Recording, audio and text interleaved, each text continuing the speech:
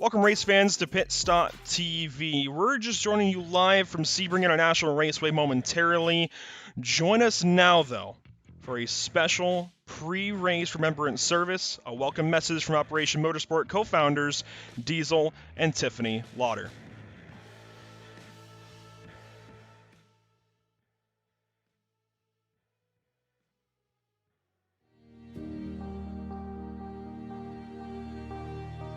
Welcome to the 2020 Recaro 6-Hour iRace of Remembrance.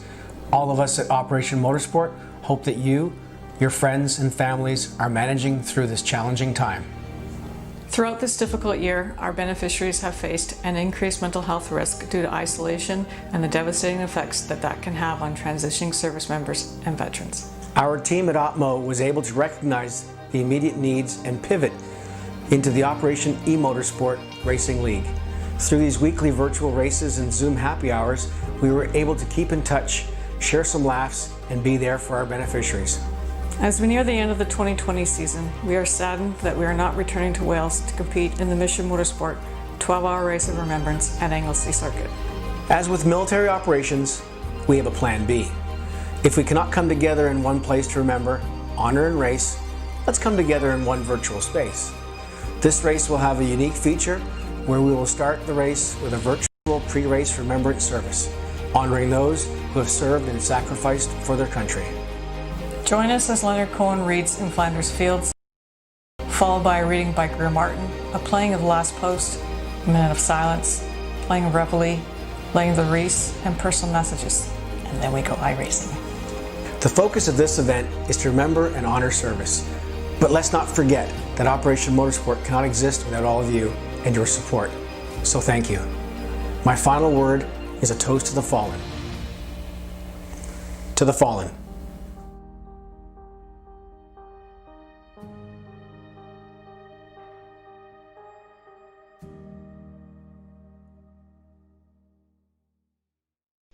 Leonard Cohen reads In Flanders Fields, a war poem in the form of a rondeau, written during the First World War by Canadian physician Lieutenant Colonel John McCrae.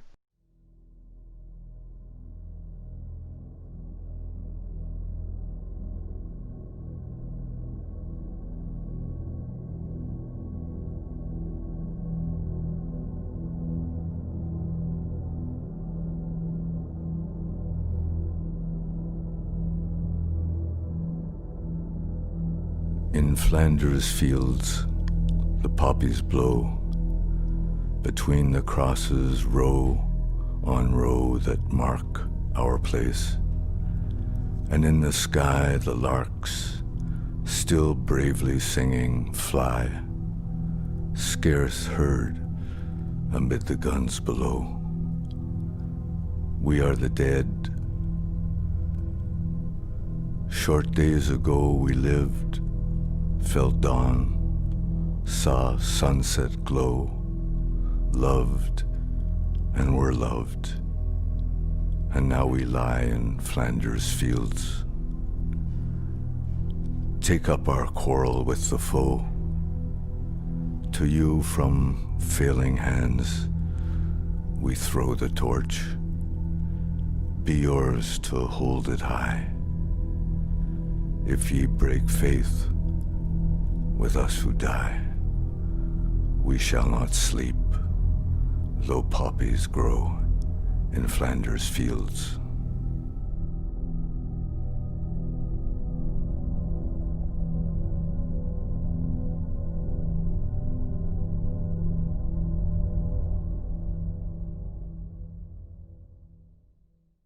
Lieutenant Colonel David Greer Martin III, Democratic member of the North Carolina General Assembly.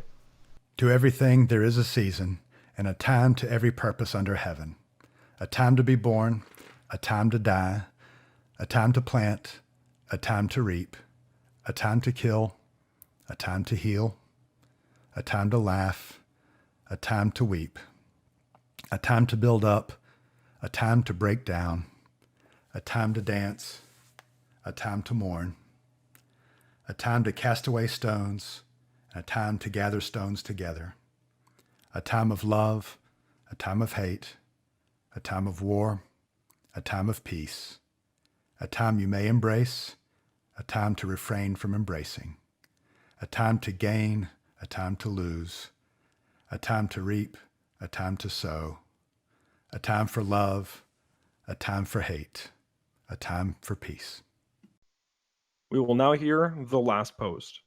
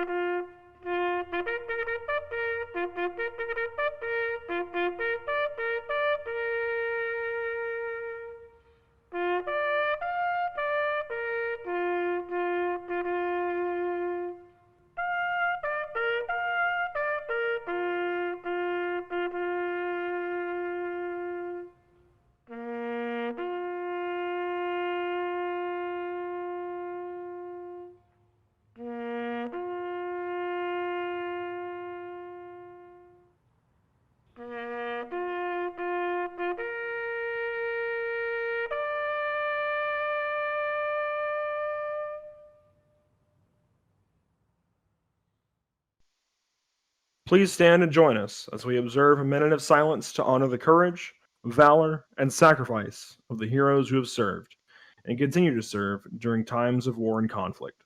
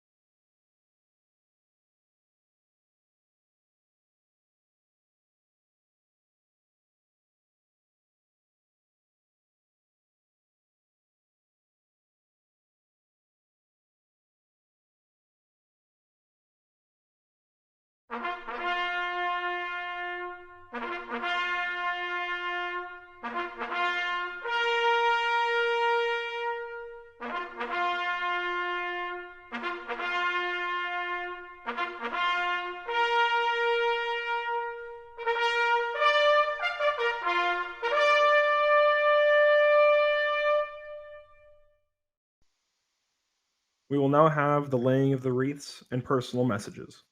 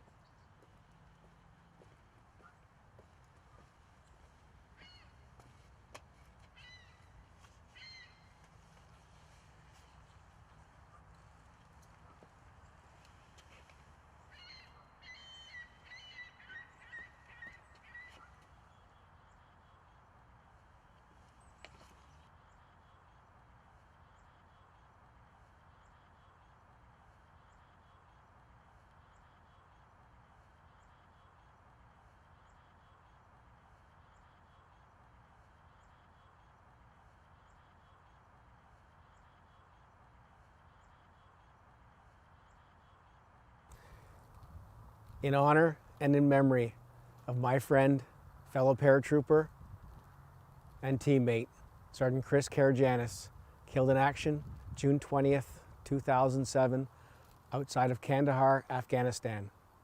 Eternal blue skies and gentle winds.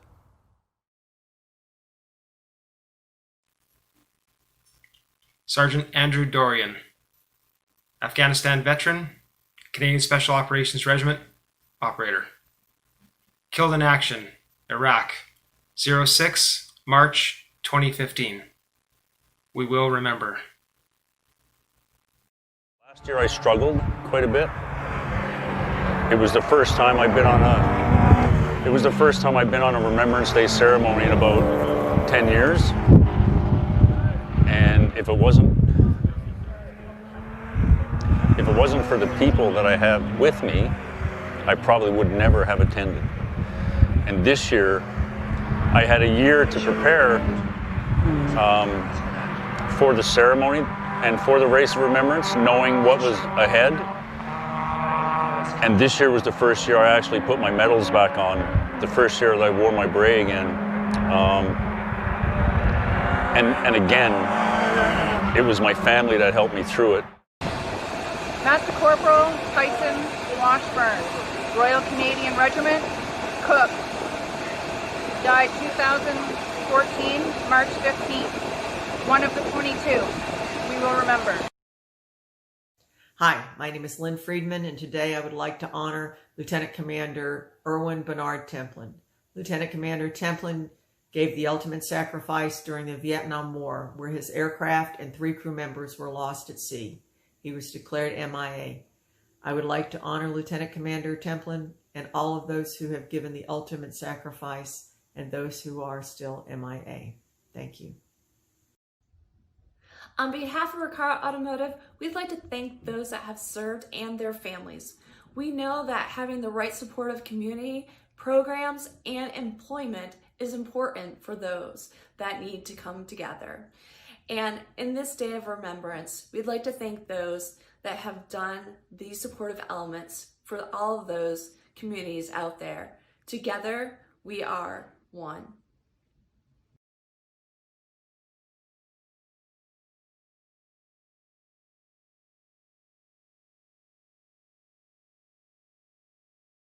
Hi, this is Dina at Redcon Laboratories. We've got a lot of employees who are veterans. My husband is a veteran. We are very proud to honor those who have fought and sacrificed to keep us safe and strong.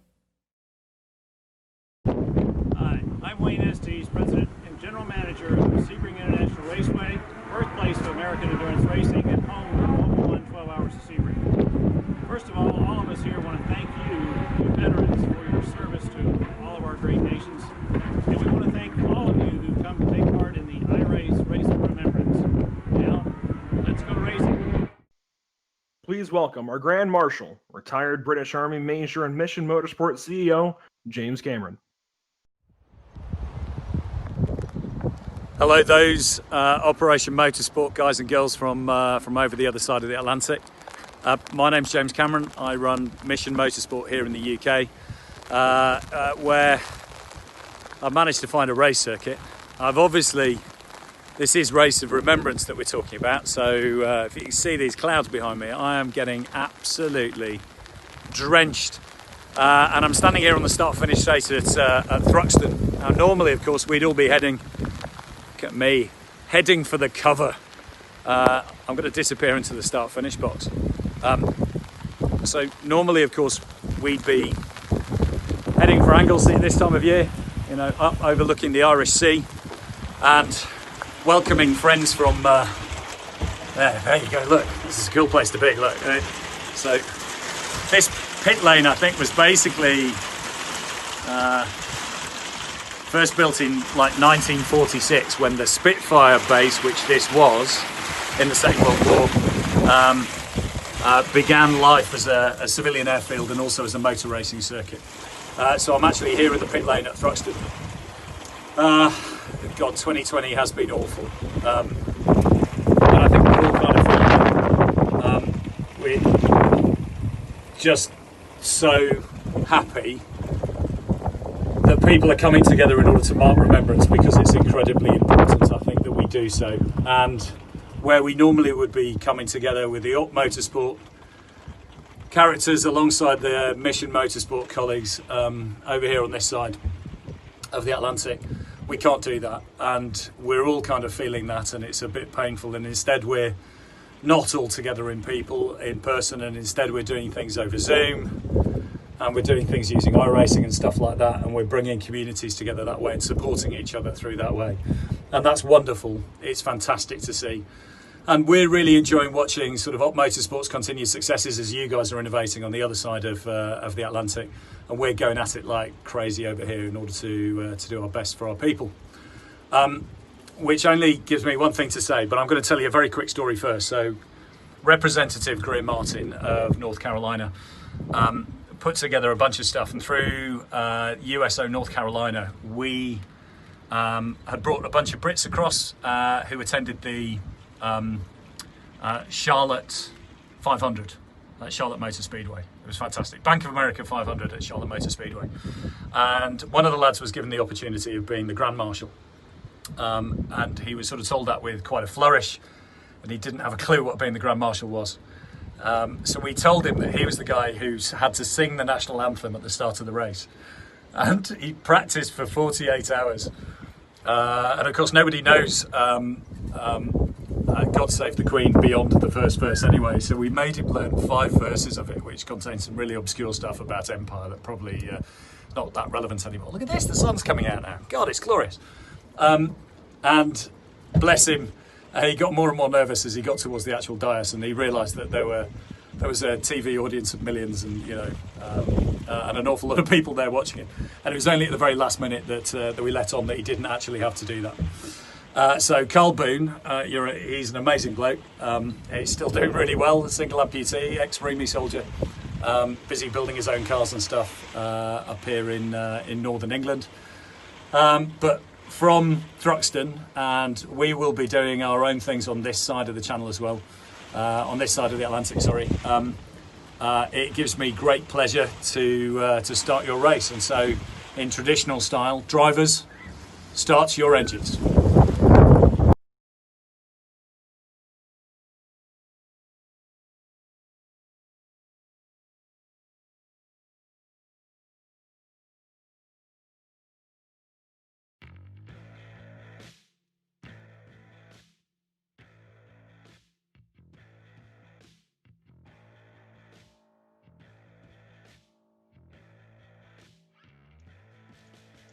Thank you to Operation Motorsport, Diesel and Tiffany Lauder, Sean Knight, and everyone else involved with this amazing project, the iRace of Remembrance. Welcome, race fans, to Pit Stop TV. As usual, we're live on Facebook, YouTube, Twitch, and Twitter this morning, not this evening. I've got Trey Patton and Margaret Beveridge currently joining me in the booth. Trey Shuttlesworth is on social media coverage. I am Andrew Cardinale IV, and this is Pit Stop TV's live coverage of the iRace of Remembrance. We join you this morning from the virtual Sebring, Florida, for what is going to be an amazing 6-hour event. That's the first time we've gotten to say that. We've had a few races that have gone for quite a while, a few broadcasts that have gone for quite a while, but 6 hours is going to be certainly a challenge, both for us in the booth, but mostly for the drivers on the racetrack. And of course, this is Remembrance Sunday. I know that's mostly observed overseas as opposed to here in the United States of America, but we have Veterans Day this week. That is why this event, of course, is being held today, Sunday, November the 8th. We want to remember, as we just did through that 15-minute production, all of those who have fallen in service for our country and our allies, and have an amazing race this afternoon. And so we'll just get straight into it, and we'll first talk about the track that we have these cars going around. We, of course, have the GT4 cars we talked about for a few weeks leading up to this event. That means the Porsche 718 Cayman and the BMW M4, both GT4 versions here this afternoon, ready to do a battle, mostly BMWs as well. We have the track map on your screen currently, so this is what these guys have to contend with. It's certainly an interesting race course, a challenging race course. Turn 1 is actually one of the more straightforward beginnings for a racetrack, but then it all gets very, very interesting. You hook that 90-degree sweeping left down to what's technically turn 2, and then turn 3, 4, 5, that inner complex of the racetrack around the carousel, and down through Big Bend, turn 6, towards the turn 7 hairpin, past what was the Fangio chicane in turns 8 and 9, into Cunningham in turn 10, through Collier, through 11 to 12, down to Tower, turn 13. Turn 14 is Bishop, and really that's just kind of a kink to set you up for turn 15. You hook a couple of left bends, and then you get on the brakes hard, get on the binders, hook back to the right for turn 15, down into what is Le Mans. Turn 16 sets you up for the Ullman Straight, down to one of the most famous corners in motorsport. Turn 17 at Sebring, it's Sunset. Now, I don't know exactly how long this race will go into the afternoon/evening in the sim, but these drivers will eventually, I think, have to contend with the sunset out their windshields. That's why it's named such. So that will be something to watch out for this afternoon. Trey, Margaret, welcome to the Pit Stop TV booth. It's great to have you as always. We are ready for what is going to be an amazing iRace of Remembrance.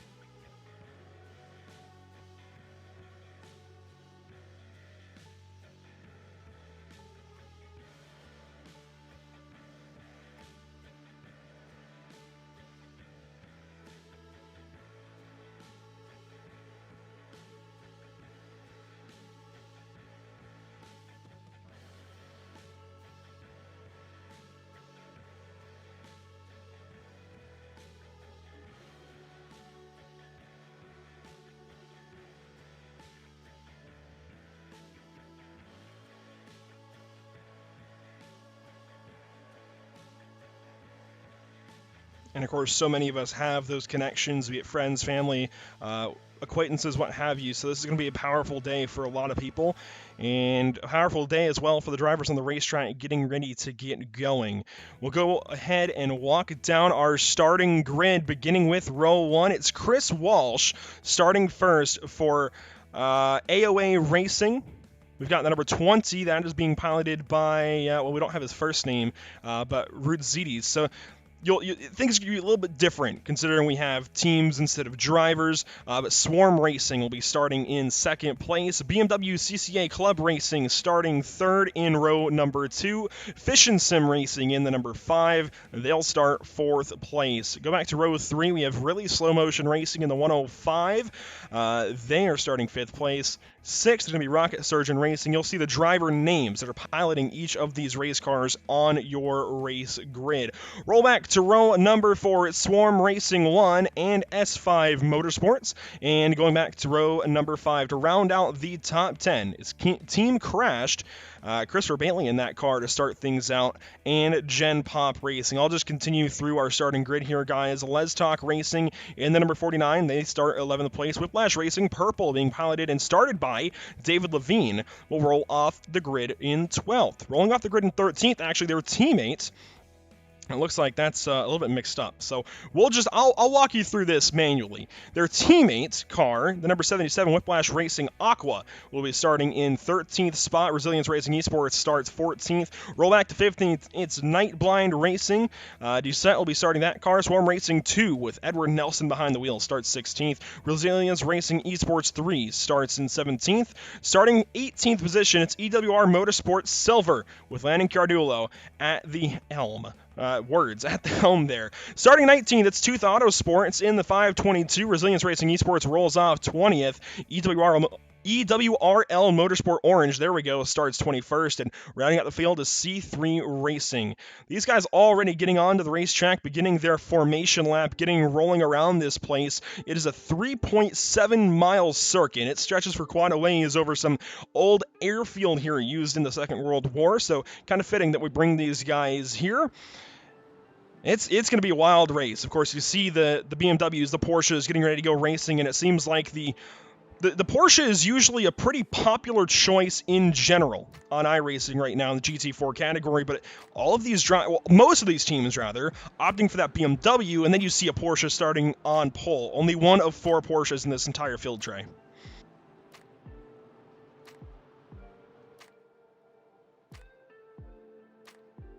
For me, as you said, it's mostly the preferred car, but we'll definitely see an influx and a swarm of those BMWs coming for that Porsche here very, very soon.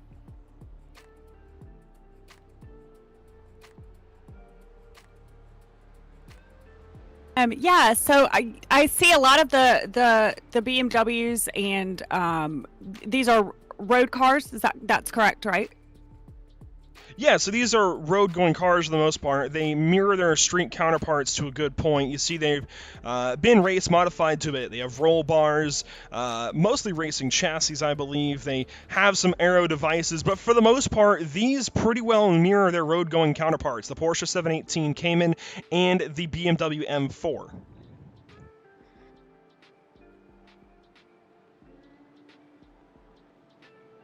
Gotcha. Well, it looks great. They look great going around so far. So hopefully, these cars that will perform well.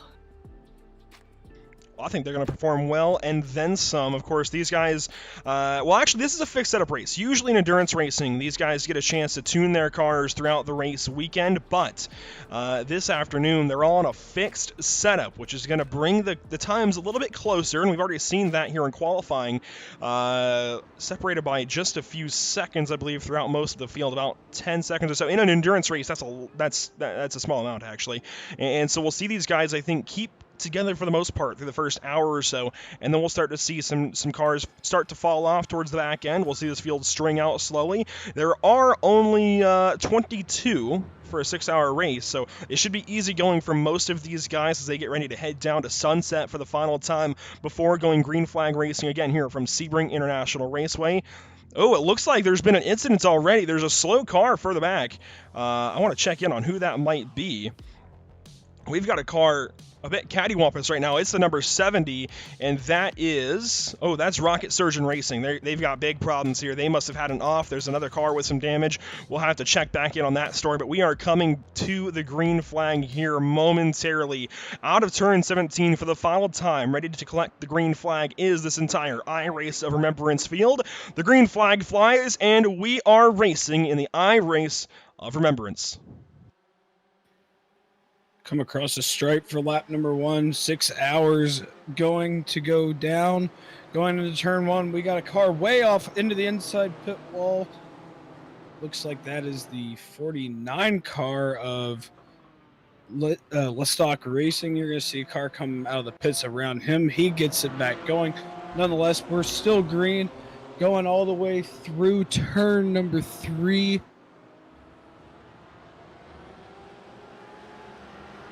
Looks like everybody's going to get through there just fine. We're going to go into turn number 7 through the hairpin here in just a second. Looks like everything is still going fairly well as we speak.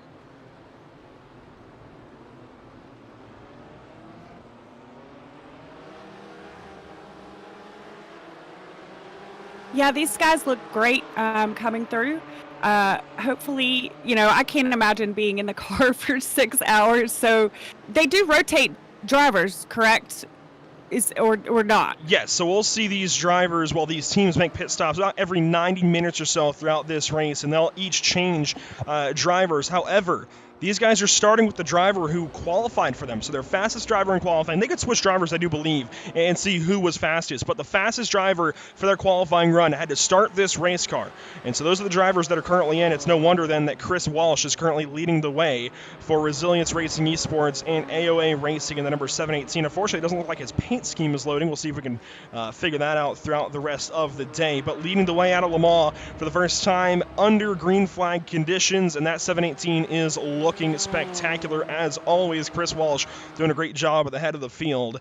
A little further back, you're seeing some of the rest of these guys start to sort themselves out. There were some battles throughout the rest of the field, and really mixing things up as well. Whiplash Racing Aqua is now just ahead of their teammate Whiplash Racing Purple as David Levine gets clear of, that was Swarm Racing 1 into turn 17. So some passes right there to complete lap number 1. We race out of turn 17 and we complete the first lap at pace for these drivers. We are green flag racing for this 6-hour event. Now, again, we've got a whole lot of things to keep track of. Margaret brings up the driver changes. Those should, again, happen about every 90 minutes. Now, they do have a minimum drive time throughout the race. Each driver has to drive at least 1 hour. Now, they can have 2 or 3 drivers in their team. They can only drive up to 2 hours total, but it doesn't make a whole lot of sense for somebody to drive 2 hours total, in one stint, because that is a half hour longer than their fuel stints. These guys, again, should be going about 90 minutes. We should see them stop pretty much at each 90-minute mark, make their pit stop, make their driver change, and get back going for the next 90 minutes. There may be some teams that try and game that strategy a little bit, but I'd imagine it's going to be a very cut and dry strategy for all of these teams out here today. AOA Racing and Resilience Racing Esports clear in a way the favorite right now, but don't overlook BMW CCA, Swarm Racing 3, and Fish and Sim Racing here, all on the tail of that 718 Porsche. Yeah, like you said, don't count them out. It's really early on in this race. As you see, we're only about 4 minutes into this race. They're only about a second. Fourth place is only about a second and a half back. I know it's quite a bit of time, especially for a road course, but it's all this stuff's really about patience and attrition, especially on a long course like Sebring. Anything can happen, and all it takes is one mistake. And the weather makes a difference as well on their their health, if they need water. Don't you think that would contribute to the driver changes? Yeah, they might have some people standing by their side in their house, wherever they've got their sim rig, but for the most part, I think these guys will probably make sure they are just set, good to go. In fact, I did the same before we got going live here. I've got a couple of drinks for myself, but I think really it's just a matter of buckling down, making sure you have something to drink for sure. But 90 minutes, I don't think is too unheard of, actually, here on iRacing. It might sound like a long time to be playing a game in essence, but it seems like a lot of these guys end up getting quite used to running 90 minutes straight on. Now, the Operation eMotorsport iRacing League races were only an hour in length each time they ran those Mazda Miatas, so it's a little bit different for some of those drivers that may only have that experience. But if you're a frequent iRacer or a frequent racer in general, I don't think 90 minutes is going to be too bad at one time. It's a matter if any of these guys go up to 2 hours, it might start to get a little bit grueling. I know, having done some endurance races on iRacing myself, it can start some sciatica for some people or what have you, so it can be a strain after a little while. We're watching the battle up here in the top 4. Again, AOA Racing leading the way, Chris Walsh at the helm. We've got BMW CCA Club Racing in second place, Swarm Racing 3 in third, Fish and Sim Racing in fourth. Then you go back and you've got Shane Hunter's actually just on his own right now for S5 Motorsports in the 5th place. Whiplash Racing Aqua is in 6th, followed up by Whiplash Racing Purple. So the team car is doing pretty good. I'm going to kind of mess with Emerson Arden here because he's standing by for his portion of the broadcast. We'll get to that point in a moment. But Emerson's got a couple of fights, or I guess a couple of fighters in this race as well. His aligned drivers' teams are going to be the EWRL Motorsport Silver, number 57, currently being piloted by Landon, and the number 75 EWRL Motorsport number 75. Yeah. And we'll take care of that. They are currently... It's still not working. Give us one moment. We'll be right back.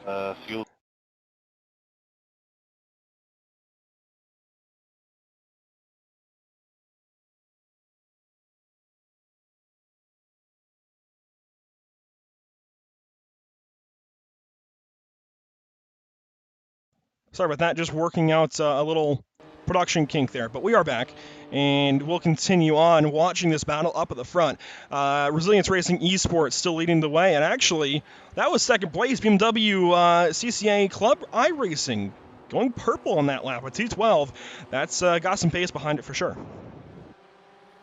Yeah, having Slipstream coming out of the final corner down the front stretch helps as well, but having some pace early on definitely pays off, as we see that they've actually gained about 1/10 of a second on the leader from the last lap. As you can see, the top four still pretty much under a blanket, and then you further back, you see the 927 about a little over 6 seconds back. So the top four are kind of in their own bracket right now, just chilling out and running their own race. That's really all you have to do, especially with a race this long. Kind of just run your own race. Just be patient, because you don't want to do anything, I guess, out of the ordinary or a ill-advised move, especially this early in the race. Now, I've never done any iRacing, so is it something that it's something people get into and is addictive? Tell me, can you educate me a little bit about that? Oh, absolutely. I mean, there's so many different objectives that you can set yourself. So it's not like a normal game. And for those wondering, Margaret is first time here with us at Pit Stop TV. She's got a radio background, so she's learning along with anybody at home that might be learning about iRacing for the first time. So it's actually a pretty good way for us to answer some relevant questions. And by all means, these drivers get onto iRacing, and generally it's hooked for sure right away. You get into just running rookie races, Mazda Miatas, oval street stocks, etc., and you just kind of get into it at a small level, but you can do some hosted racing events with some free content. You can buy all the content at once if you want, or you can chip away at it over time and just learning new cars, and it certainly becomes a nice way to challenge yourself, learning new disciplines as well. I mean, there's dirt oval racing, there's rallycross, there's off-road truck racing. There's so many different ways to get involved here on iRacing.com, and so many different ways that you can do it as well. In fact, we have the Operation eMotorsport iRacing League, the Operation eMotorsport iRace of Remembrance. There's countless leagues that we broadcast on a weekly basis, so that's just one way you can get into it. You can get into the official races and work on your I rating, your safety rating, and basically just work your way up the ranks of everybody on iRacing. Or you can just do hosted races. You can just do testing. They now added AI. There's so many different ways you can get involved on iRacing. So certainly plenty of different opportunities for you to get into it and find what is fun for you. Still watching this top four go at it, and this is interesting that they're dancing around a little bit, a whole lot actually, especially that Porsche up there leading Chris Walsh at the helm. It's interesting that they're dancing around this much at the start of this 6-hour race, because you want to make sure those cars are dialed in, but they don't have that option this time around. They've got to go with whatever the fixed setup was, and some of these drivers got a chance to work on that as well. And so far, it's working for Chris Walsh, but we saw his car dance around on the entry to turn 7, and that is definitely a place you don't want it to dance around, because you can absolutely get the rear end to come out from underneath you. You can catch some grass under braking, and that's going to send the car around every single time. Absolutely. That is definitely one of the danger spots, to have that car dancing around on you. If I'm not mistaken, I think with the fixed setup, I think the only thing they can do inside the car, correct me if I'm wrong, is brake bias, which will help when under braking with adding more front and rear brake. As we see, we're actually on board. I believe this is with our leader, Chris Walsh. So we'll check that from the roll bar camera here. You see we're going to go back to the field. We're actually on board with 4th place right now. This is Fish and Sim Racing. And this is Tyler Guglielmente in the number 5. He's in behind the number 20 currently, and that is Swarm Racing 3, currently being piloted by, I believe it is, let me find it back on our list here, Liam Rudzides. So these guys are settling in, I think 3rd place. Oh, actually a pass to the lead, actually, as we're watching the onboard, because Chris Walsh has been overtaken into turn 1 by a BMW by the number of 44. So lead change pretty early. That's Kurt Poulter in the BMW CCA Club iRacing machine. Oh, and a big send into turn 3 as well. That was from Tyler Guglielmente, who we were on board with That was a big move to get third place, and he might have a shot here at the number 718 of Chris Walsh. This could really change things up here at the front. Yeah, it was definitely a big power move going into turn 3 and 4 there. We're going to go into turn 7 now. Hard braking zone. Looks like they're all going to make it through there just fine. No power moves going through there quite yet. We're going to go into a short stretch here. And we're going to see if he can set up another pass here, because he is definitely booking it. Yeah, those passes looked super smooth. You know, I appreciate a good, you know, when you find your window, you take it. You know, find your opportunity. That said, though, it is 13 minutes into a 6-hour event, so that's something drivers will keep in mind, though, as they race around one another. Is hey, he was aggressive in the first 10 minutes of the race. You know, might not cut him a break later on, especially if these drivers end up a lap down later on, end up in the way of somebody. They can just kind of stay there for a couple of corners and hold somebody up and affect the battles on different laps. That's a dynamic we'll have to watch as this race goes on. But for right now, everybody just keeping it clean. I think those were some moves just trying to get by people. I think obviously these drivers know, they will know if they feel like they're getting held up, and I think that's going to come into play in a lot of these moves early on, especially with Chris Walsh, who he's looking down the inside to Sunset. He just poked his nose out. He's certainly not close enough to make a move. We want to watch his third place battle, though, because this still could change. In fact, there we go. As Liam makes a move to the inside of Tyler. That should be good. Oh, Tyler out on the very outside of turn 17. Meanwhile, Chris Walsh brings the fight right back to Kurt Poulter. This is for the race lead. Almost side by side coming out of 17, going into turn 1. The 44 BMW CCA Club iRacing still keeps the lead. You're going to see AOA Racing, Chris Walsh trying to get on the back bumper of that 44 BMW. We're going to go into turn 2 and 3. Looks like he's going to pull away and get that little bit of a surge off the corner going into turn 4 and 5. Looks like he has nothing for him right now, but that could be subject to change here coming out of turn 6 going into turn 7.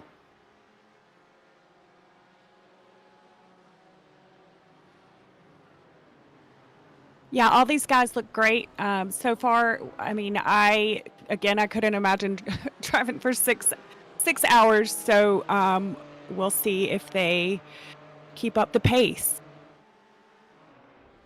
Keeping up the pace is certainly going to be a tall order early on. You just want to get into a groove, and these GT4 cars take a while to get their tires warmed up to optimal temperature.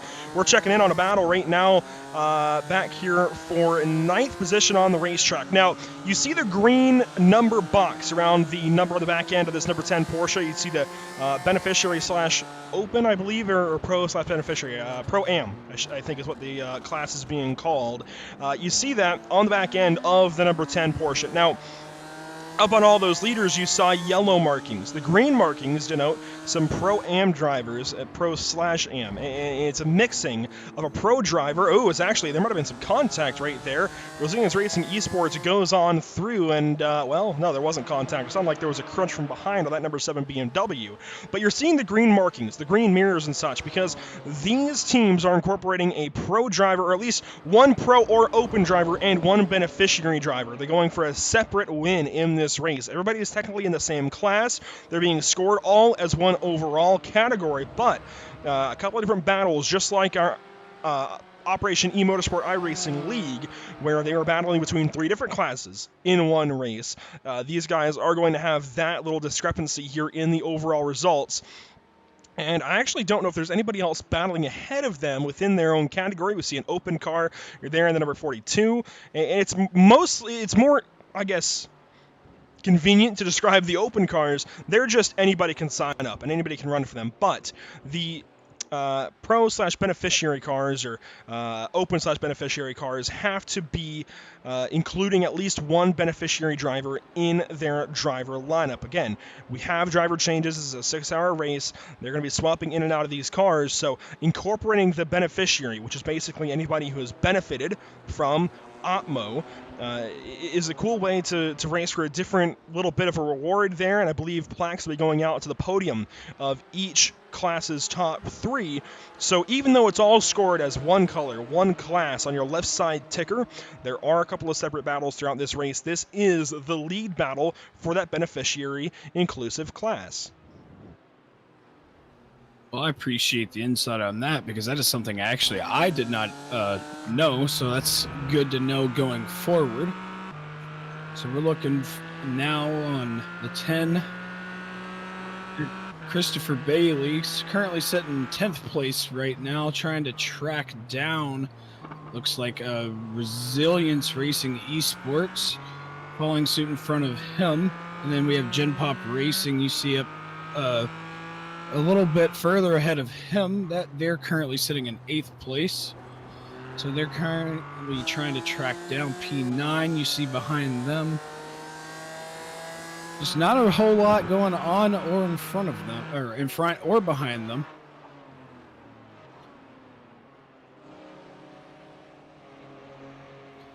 We're back to the lead battle here. 44 of BMW CCA, or yeah, CCA Club iRacing and AOA's Racing Chris Walsh making a run for the lead. Hasn't quite got to him. We're coming across the stripe. We're just about 18 minutes into this race. We're going to head it back into turn 1 and see if Chris Walsh can make a run for that lead. Doesn't look like he's going to have quite the run yet. We're going to see if he can get anything for it going down into 2 and 3. Now, how often do you see wrecks and big events like that? Oh, whenever these guys mess up, for sure. It could come at literally any time, especially with these guys battling up front. Now, I've done some clarifying on our entry list. As the 44 runs through the grass, they're going to see some livery switch up, trying to get the livery for the number 718 to load on our end. So hopefully that works out for Chris Walsh's machine. As actually Chris Walsh makes the overall pass here back for the race lead.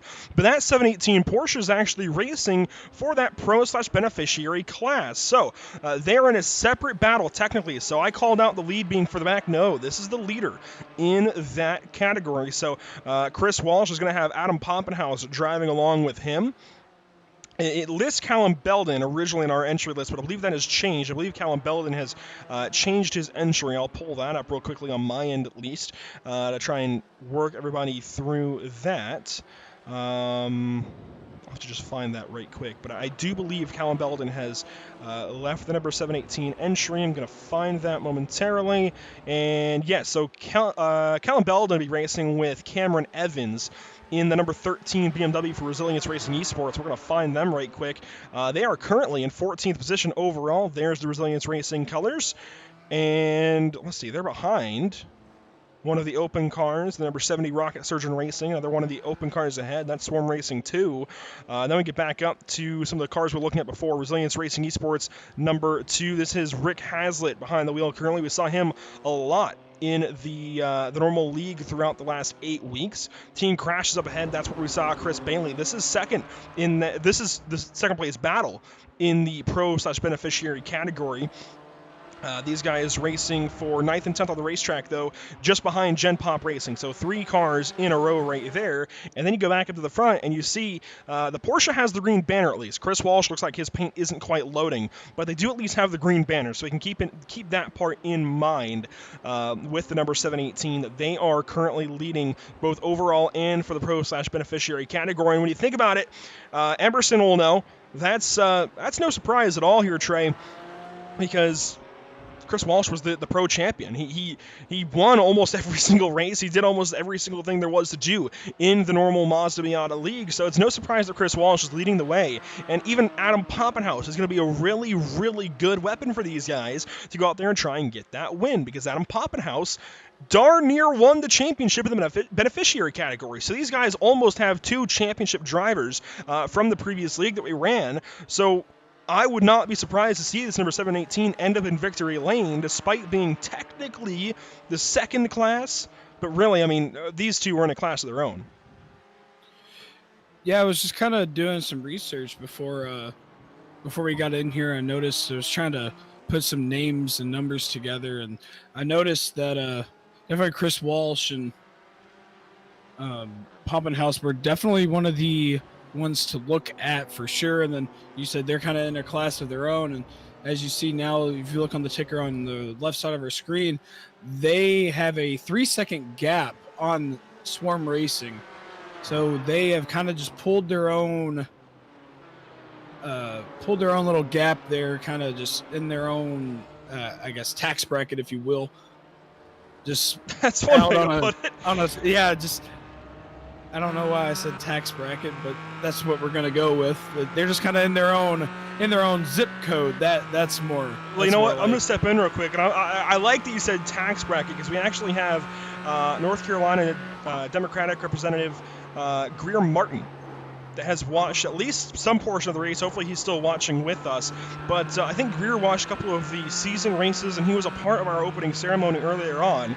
So it's actually very funny, because I just checked over to the chat over on the Opmo YouTube channel. I just seen Greer's name in there, and then you say tax bracket. I don't know. It just that worked out quite nicely.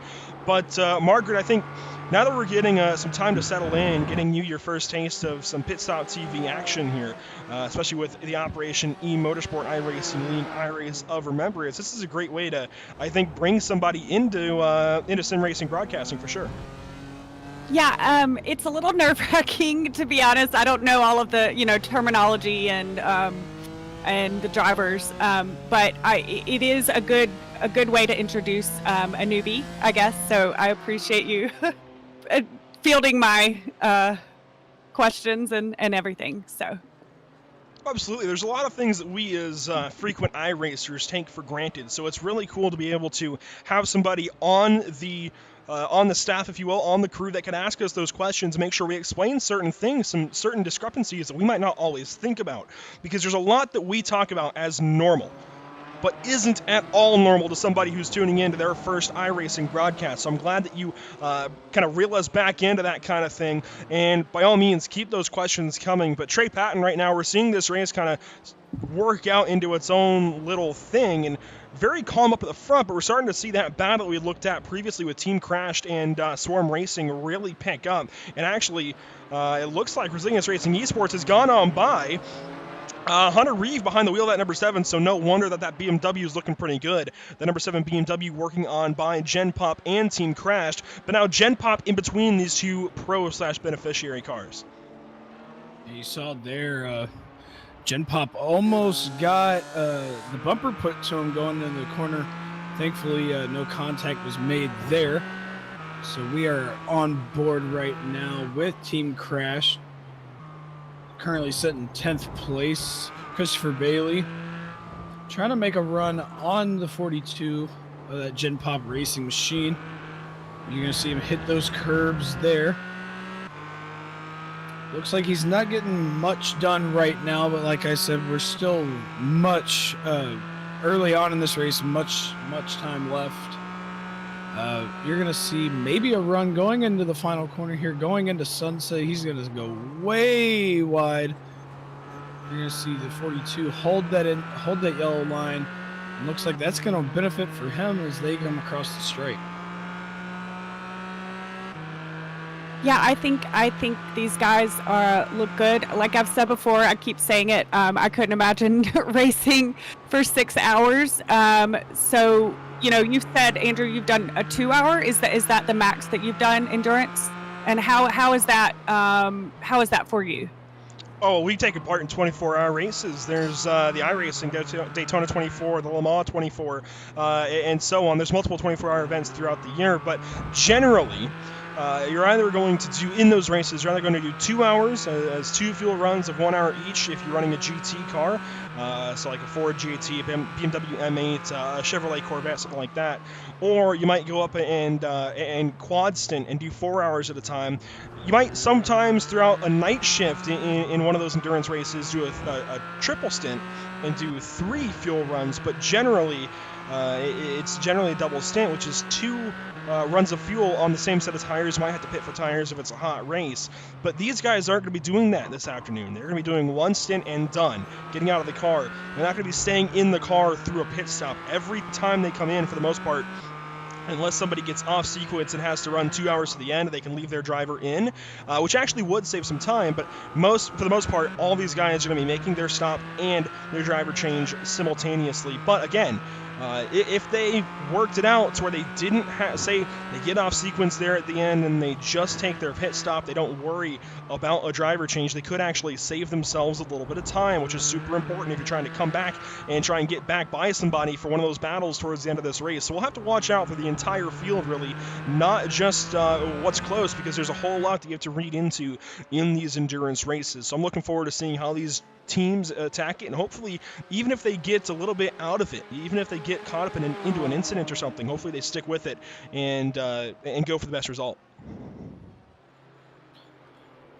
Yeah, especially when it comes to endurance races, you can't let an incident count you out of it, because, I mean, as somebody that's participated in some 24-hour events myself, and a couple 12 hours, 10 hours, and even 6 hours, or even some 2-hour events, or just even some of the official ones, you can't let I got spun out, my race is over, because you never know what's going to happen, especially when it comes into a longer race, getting from the 6 to 24-hour range, because you may get rear-ended and have, some damage, get it fixed under a pit stop, and, the people you're battling with could get in an incident and, just put your whole race in a whole different thing. Completely looked like Team Crashed had a crash there, so that battle back there has dissipated to a 2-car battle now. This is the replay of that incident. Oh yeah, you see out of turn 5, getting set for turn 6. Now that's a transition between loading the car in one direction and then the other. So the transition kind of tricks the suspension sometimes. We'll watch it on board here with Chris Bailey, and he even pops the curb for good measure. That's certainly going to end up in a spin like that most times, and just noses the car into the barrier. Thankfully, it doesn't look too bad for Christopher Bailey and Team Crash, but that is exactly what we're talking about. You can't let that get in the way of the rest of the 6-hour race up ahead. There's still 5.5 hours to go, and by all means, one little spin like that, easy to overcome. We do have one car in the pit lane. It is the BMW from Les Talk Racing. And very curious. They were the ones who spun in turn 1 there at the start of the race. We'll see what happens to them possibly. They must have had an incident up ahead. That number 49 looking a little bit worse for wear. They come in, and they're going to make a pit stop and hopefully continue back on here shortly. Back up to the front, though, Chris Walsh still leading the race for Resilience Racing Esports and AOA Racing. BMW CCA Club iRacing still second place with Kurt Poulter. Then we see Liam for Swarm Racing, the third, pretty much. They've got the Roman numerals 3 next to their name. It just kind of works, I guess. But Fish and Sim Racing, Tyler Guglielmente is still at the wheel, currently in 4th. Something we're going to have to keep an eye on here is lap traffic shortly, because really slow motion racing, and I believe they actually had a penalty at the start of the race for first lap contact, but really slow motion iRacing is actually only, let's see, 20 seconds or so ahead of the race leader. So this is on board with the number 105. They're currently headed into turn 13, it looks like. And if we fall back to the race leader, well, he's into turn 10. So only a few corners apart for these two, about 20 seconds between them. It may seem like a lot, but considering the pace that Chris Walsh is going and the pace that they're going in the 105, 20 seconds can be made up in maybe a little less than a lap, maybe a little more than a lap. Just depends on how fast he wants to burn up and get through that traffic. But I anticipate or I expect Chris is going to be very smart going through that traffic. He's got to maintain pace right now. As you see, he's pulled about 2 seconds on the 44. So he's definitely got his car dialed in, got his pace set. So now it's all about playing defense and a little bit of offense at the same time, trying to pull that gap and weave his way through traffic. Andrew, you mentioned there was a car on pit road. Is it like a NASCAR situation where the pit road is open, or is it always open, or how does that work? And are there penalties as well? Yeah, so the racetrack is green, and so that means that the pit road is going to be open. We're not going to see the pit road close unless we, and this is a very slim chance of this happening, but if there's a large event, a large incident, we could have a full course yellow, but it's not likely at all, so I don't even want to mention it too much. So the pit road will stay open for all 6 hours of this race, and they can pit all the way up to the end, whenever they need to. And by all means, if you speed into the pit lane, if you speed out of the pit lane, during the pit lane, whatever, you can rack yourself up a penalty. If you enter or exit unsafely, by the way, iRacing deems it, you got to make it in between cones, basically, you could rack yourself up a penalty. So you do have to make sure you are on your game, even into the pit lane. It is just like NASCAR, where you can rack yourself up penalties for speeding, missing the commitment cone, whatever. So even the blend line on pit exit, you've got to be very, very careful to exit safely. So you can absolutely rack yourself up a penalty if you guys are watching and if you don't know. These guys do have a pit limiter button, though, in these sports cars that they can use to keep the car on the pit speed. So that shouldn't be a problem for too many. It really should just be coming down to pit speed and then leaving the pit. They might try and disengage that pit limiter just quick enough to eke out just that little bit of an advantage, and they could sometimes ping themselves for speeding in the pit lane. So that's what these drivers have to watch out for. And that's actually more common than you think. You know, just hitting that button just slightly early. I know myself in some endurance races. You know, I did that at Spa and Le Mans. Just caught speeding just right out of the pit road, and you know it's very tedious. You got to be meticulous when you're going to hit that button. When you're coming in, you got to get on the brakes just in time. And you know, like I said, leaving pits, you got to be very, very careful when you hit that button, because it doesn't take much to get these cars up that couple mile an hour to be deemed speeding in that sector. We see this battle. I believe this is for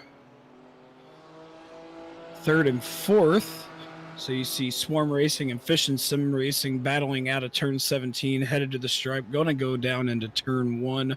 Not much of a battle really yet, you know, just kind of single file trying to sort things out.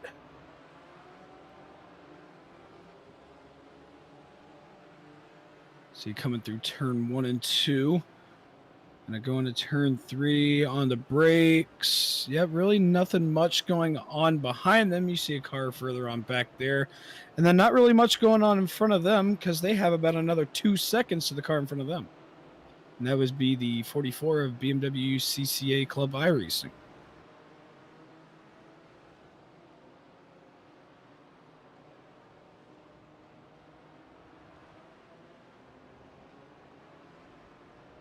We have been informed that these drivers will incur themselves, their teams, a penalty every 15 incident points. Now, an incident point on iRacing is a 1x if you go off track, a 2x if you make contact with a wall, a barrier, or light contact with another vehicle. You get 4 incident points for making heavy contact with another vehicle, and it's pretty easy. And actually, I believe it's 2 for losing control as well. So it's pretty easy to rack yourself up some incidents if you aren't careful, mostly by virtue of just running off the course a little bit. So definitely you've got to be aware of your surroundings every moment, every point in time throughout this race, because you can, again, incur yourself a penalty every 15 incident points, and that's not just for the driver either. That is for the entire team. So I wouldn't be surprised if we see 1 or 2 of those handed out to most teams throughout the field, just by virtue of, again, dropping a wheel here and there, being a little bit sloppy sometimes on a corner exit, corner entry. You might just end up picking up a little bit of grass and dinging yourself for a 1x. It's pretty easy to do. You might even see these guys eventually, once they start working through some lap traffic, a 4x should end up being pretty common, because again, you're trying to work through cars that are slower than you, and you're trying to do so while also having a race going. The good news is, for most of these guys up front, the front battle is starting to work themselves out pretty nicely, and since things are calming down a little bit here in the first hour of the iRace of Remembrance, we'll take our first guest interview of the afternoon, and we are going to have Christopher Shields coming on up, so we'll bring him into the broadcast booth. And Christopher Shields, do you have us?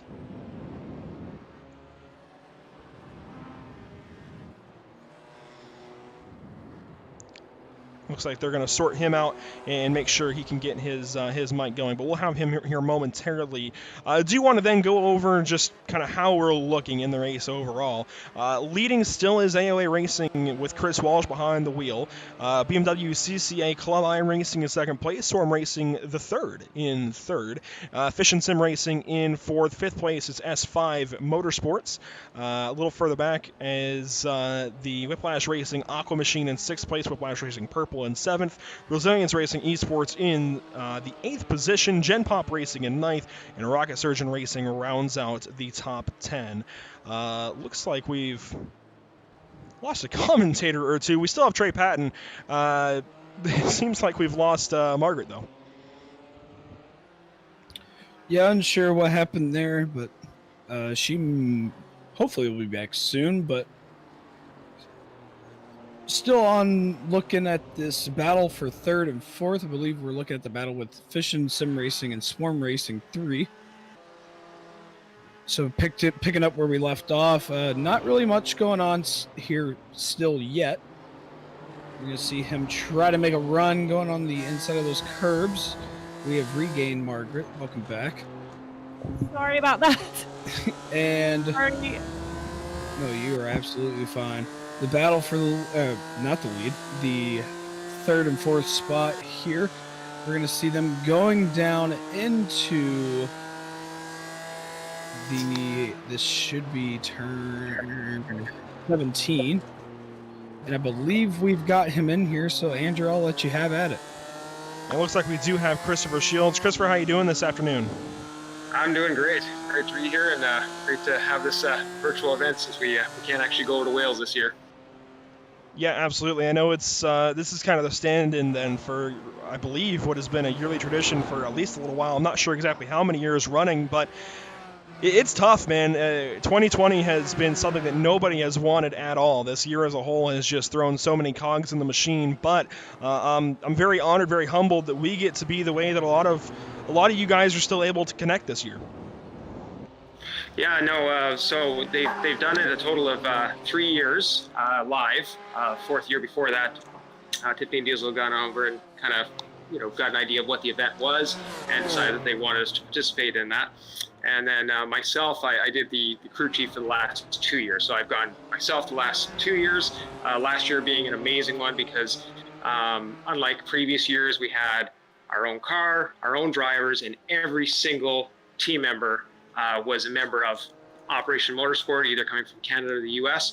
So we didn't have to borrow any of the Mission Motorsports people. So it was quite the event, and just amazing to be over there.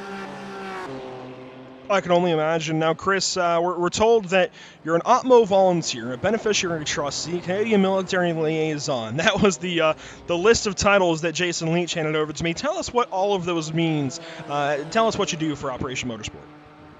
Sure. Okay. Well, I mean, I originally actually came in as a beneficiary myself. My operational stress injury that I had suffered through was quite a few years ago. But as anybody knows, recovery is a lifelong, just like getting over, alcoholism, it's a lifelong recovery process. So that's actually how I was, kind of word of mouth. I had a friend that was in there, and they said, hey, I think this might be something that would be beneficial. So I came in, spent a year as a beneficiary, which was great because now I have, just like in the military where, you don't ask anybody to do something that you haven't suffered through. Well, I've done it. I've been on the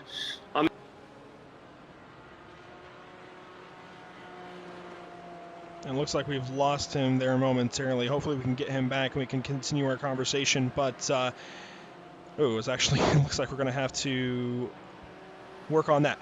Anyways, yeah, it looks like we've lost Chris. We should get him back here momentarily. But you can see the top of your screen now as we get the ticker back up for you.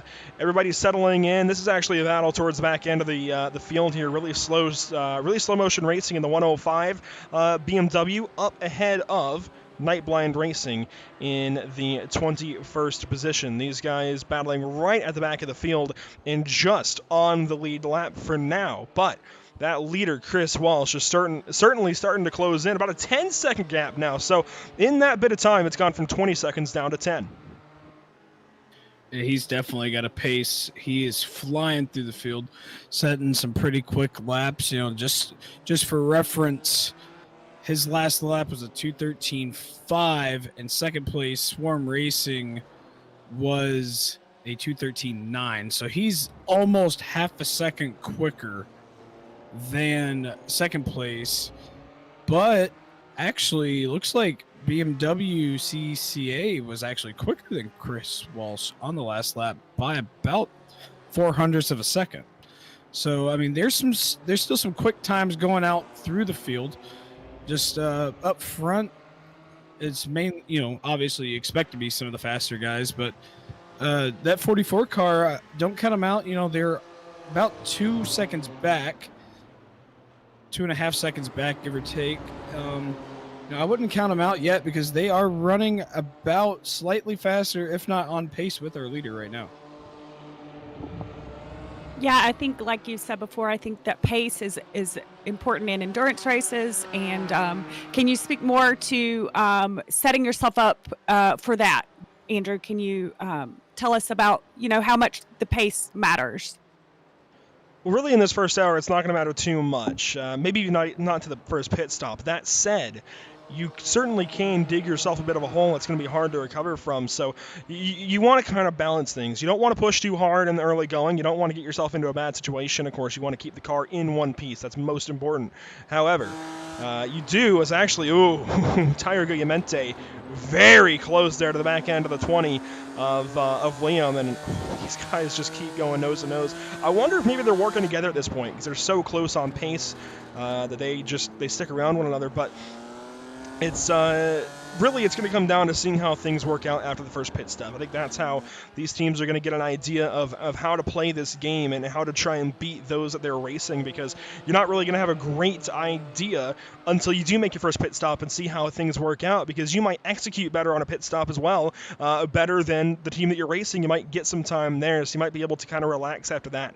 But it is going to be a matter of just keeping consistent. That's the biggest thing, because if you're going 110%, right, for even 90% of your run, the 10% where you're not, if you're making mistakes, you're going to lose time overall, even if you're pretty fast when you're going 110%. So something these drivers and teams will have to keep in mind throughout these 6 hours. Looks like we do have Chris Shields back. Christopher, do you have us? We're trying to get Christopher Shields back in here. Christopher Shields, you got a copy? Yeah, good copy. There we go. We've got you back. So looks like we got cut off there, but go ahead and just tell us once more about what you do with Operation Motorsport. Yeah, sure. I don't know where I left off, so I'll kind of sum it up a little bit. But essentially, as the recovery programs manager, I work kind of wherever it needs to be. Recruiting new beneficiaries, assisting if we have an event going on. I'll show up and assist the person who's actually running the event to just kind of corral and make sure all the beneficiaries have what they need. And then as the trustee, which is my newer position that I took over from a former member, that's just kind of muckling on to the new beneficiaries, interviewing them when they first come up, make sure they have what they need, and just staying in contact with them, especially in these times where we're not seeing each other at events as often, to just make sure that they've got what they need, that we're engaging with them, see when they're available for upcoming events, and just make sure they don't get lost in the shuffle. And so working with these beneficiaries, how does iRacing help in that, and having this iRacing league, is it of any kind of aid? Yeah, it really was something that started because of the pandemic, of course, which has been mentioned before. It just gave us that chance to make sure between doing the races themselves, as well as we were doing a Friday kind of just a hangout where we wouldn't really talk business. We just kind of, hey, how's everybody doing? How's it going? And it was just really a way to kind of keep us all connected when we couldn't physically go to races. Because normally this is a nuts and bolts type of operation where we actually go to races, and these beneficiaries are with teams, or they're working in marketing or with the car corrals, that kind of thing. So they're actually on the ground traveling to all these events. But we didn't have that. And right away, we felt that kind of disconnect of not being able to see each other and have that team environment like we had when we were in the military.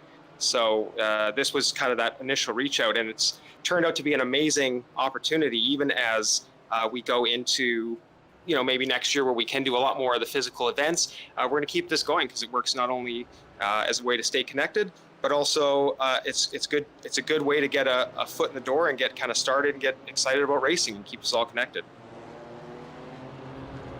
And of course, we wanted to still be racing over Anglesey Circuit in Wales, but that has certainly been messed up this year by 2020. Things are definitely very challenging, but how does this kind of stand-in event here on iRacing, how much does that compare to the normal race of Remembrance at Anglesey? Well, I'll tell you, right now I'm a lot warmer and drier than I normally would be. I don't know if you've ever been to Wales, especially on the coast, but it's cold and wet and the wind's always blowing. So it's definitely not as uncomfortable, but you're also missing that kind of in-person connection. As I mentioned before, last year we had a full team of beneficiaries with every slot filled with our own people, which was amazing. It is kind of the culmination of our year where each person's off doing separate events, you know, couple beneficiaries this event, a couple of that event, and they're all with different teams. So we're not actually, you know, unless we get together for a drink in the evening, and a lot of times they're with their teams. So this was sort of our chance to all come together and do something as an OPMO team. So obviously not being able to see each other in person, you know, shake hands, you know, get dirty, be up till 2 a.m. trying to get the car ready for the next day. You know, all of those experiences are going to be missed. That being said, I mean, of course, everybody watched the little opening ceremony, and it gave me the same feeling as if I was standing on the tarmac there, just this feeling of connection to the people that we're here with. And it sucks that we can't be in, but this is what we do, right? We adapt, we overcome, and we find a way to push through. Yeah, even just as the iRacing broadcaster here, when I watched that production for the first time last night before putting it into our overlays this morning, man, it's powerful. It means a lot. It's actually, we've just witnessed an on-track incident here. This is, well, it was Rick Hazlitt going on by Christopher Bailey, and then there was a bit of a shot in the shorts there. Just to recap you on what happened, Christopher Bailey got a little bit loose at a turn 5 a little while ago, nosed that car into the tire barrier, and he is racing for Team Crashed. Rick Hazlitt racing for one of the Resilience Racing esports machines, in fact, labeled as number 2. I think they actually have 4 cars, counting the AOA entry with Chris Walsh and Adam Poppenhaus. But back to you here, Chris. Obviously, this isn't necessarily a stand-in, or I guess it is a stand-in, but it still doesn't come close to actually being able to go over to Anglesey and race. Yet it still seems like it's massively powerful to the people involved, for sure. Just talking with Tiffany and Diesel throughout the week, and Jason as well, and now talking to you and hearing some of the messages in that production, I mean, this still means so much to so many people.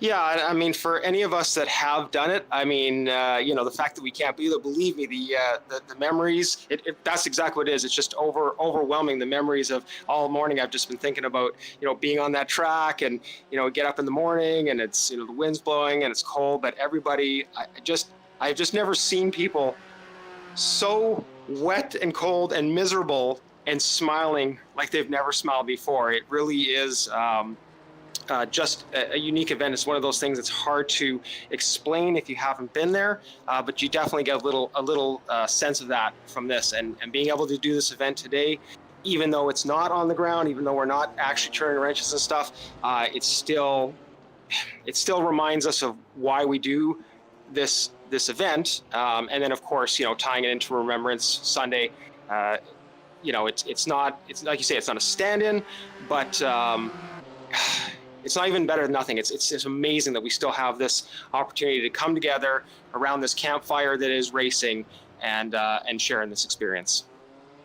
Yeah, it means a lot to us to still be a way that some people can connect. Of course, a lot of people that would be, as you say, on the ground in England at Anglesey Circuit and a part of that competition, the Race of Remembrance. Maybe a warmer, a better overall, I guess, experience being able to watch it from your couch. But I think losing a lot of that personal connection. Hopefully, this is as good a replacement as any this afternoon. Chris, thank you for your time, and we are going to set up actually for a message from Operation Motorsport here. But certainly, thank you so much for coming into the booth with us for a little bit, talking and sharing your point of view on all of it. Yeah, thank you very much. Thank you to all of our volunteers and all the people that made this happening. Special shout out to Mr. Sean Knight, who did that wonderful video projection at the beginning of this. And hey, watch the race. Should be a good time. Thank you. Once again, thank you, Christopher Shields. And we'll be talking to a lot of people throughout the day, a lot of guests throughout the afternoon. So we can't wait to get to talk to more people. I think we'll have some drivers as well, of course, throughout the afternoon and evening. We are now into technically the afternoon. We started this in the morning, and I'm still so used to saying afternoon, evening, and such. So it's very interesting to have to get used to saying morning there at the start. Thankfully, we have now eclipsed 12 noon. We're getting on throughout our day. We're going to step aside for a quick message from Operation Motorsport. We'll be right back to you.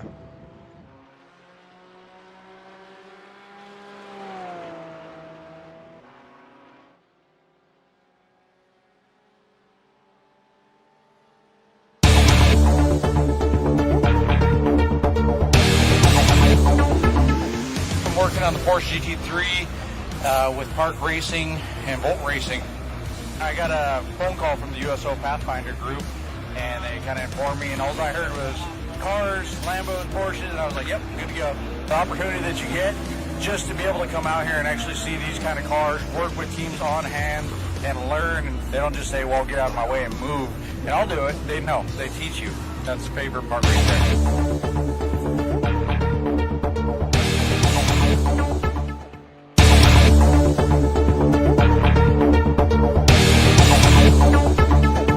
I found out about Operation Motorsports through the program I'm in with the military.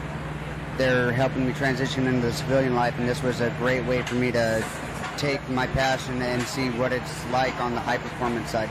I'm here to pick up what I can learn from them so that I can use it with my future career as being an automotive mechanic. This is a great experience whether you're just a at-home kind of person working on your car, changing oils or stuff like that, or wanting to go into the high-performance side. I'm loving how the team's taking me in and really showing me everything. It'll show you just about everything you need to know from the driver's standpoint to the tire changing.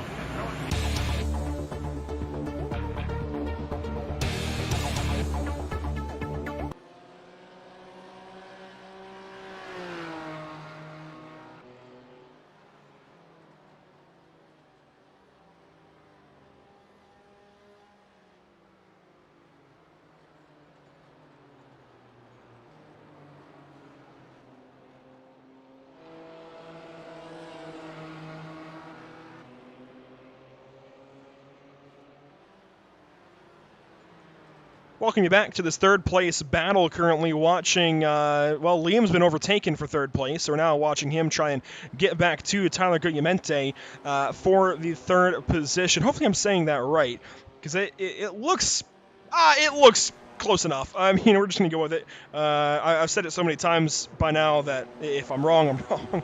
But Tyler currently running in the third position. We'll go through some of the field again. From 10th place up, actually, we're going to change things up. Rocket Surgeon Racing currently running in the 10th spot overall as we come up to almost 1 hour eclipse. Gen Pop Racing has fallen back a little bit. They're now in 9th spot. Resilience Racing Esports, Hunter Reeve behind the wheel currently in the 8th position. Whiplash Racing Purple still has David Levine in that machine. The number 78 running in 7th. Whiplash Racing Aqua, Trevor Anderson behind the wheel. He started this car. He is 6th spot. Shane Hunter's behind the wheel of the S5 Motorsports machine. Yeah, Motorsports machine. There we go. And these two are now battling on the racetrack. This is the battle for 5th. Trevor Anderson has actually hunted down Shane Hunter. So how about that? 4th place up ahead, Swarm Racing the 3rd. That's where Liam is trying to overtake Fish and Sim Racing. And even further up ahead of this battle here is where we see BMW CCA Club iRacing, Kurt Poulter behind the wheel, and of course, well up the road is Chris Walsh for Resilience Racing Esports and AOA Racing. So it's been an interesting first hour of action. We've still got, and actually I forgot to mention this earlier, so you'll notice on Facebook, YouTube, we have this, the title split into 3 parts. What that means is that when we get to 2 hours eclipsed of coverage here, or well, of race time, so in an hour's time, we will be stepping aside and facilitating a little bit of a break in coverage. We're going to switch out teams here for the broadcast. We'll be switching over entirely. We're going to have totally new people on and changing things up a little bit. And we'll be doing the same thing at the 4-hour mark as well. So be ready for that. Coverage is not going to end. The stream will technically end, but don't worry, coverage will continue. Just go to whatever channel you're watching on, be it Operation Motorsport on YouTube or Pit Stop TV on Facebook or YouTube, wherever you're watching from. Make sure you go to the home channel. And of course, if you like or subscribe, that helps you a whole lot as well as us. But then you can find the Part 2 stream, the Part 3 stream, and you can make sure that you are there for the rest of the coverage. So do not be concerned if in an hour the stream shuts down and you're wondering what the heck happened. Again, make sure to go over to the Operation Motorsport YouTube channel itself, or the Pit Stop TV YouTube channel itself, whichever one works, and make sure to go to the second portion of our coverage that'll be happening in an hour. Meanwhile, I mentioned that we'll be having that switch in production team, if you will. We actually have our first switch of the day, and we're welcoming in Joe Donahue as our third commentator now. Margaret had to, she had some things to attend to, but now we got Joe Donahue filling in for the next hour of coverage here. We'll be switching it over to Emerson Arden, Noah Carmichael, and Joe Donahue will be sticking around. But, man, welcome in here, Joe, and we still got Trey here ahead of you, but it's been a very calm first hour of racing here for the iRace of Remembrance, but a pretty good way to kick this race off for sure.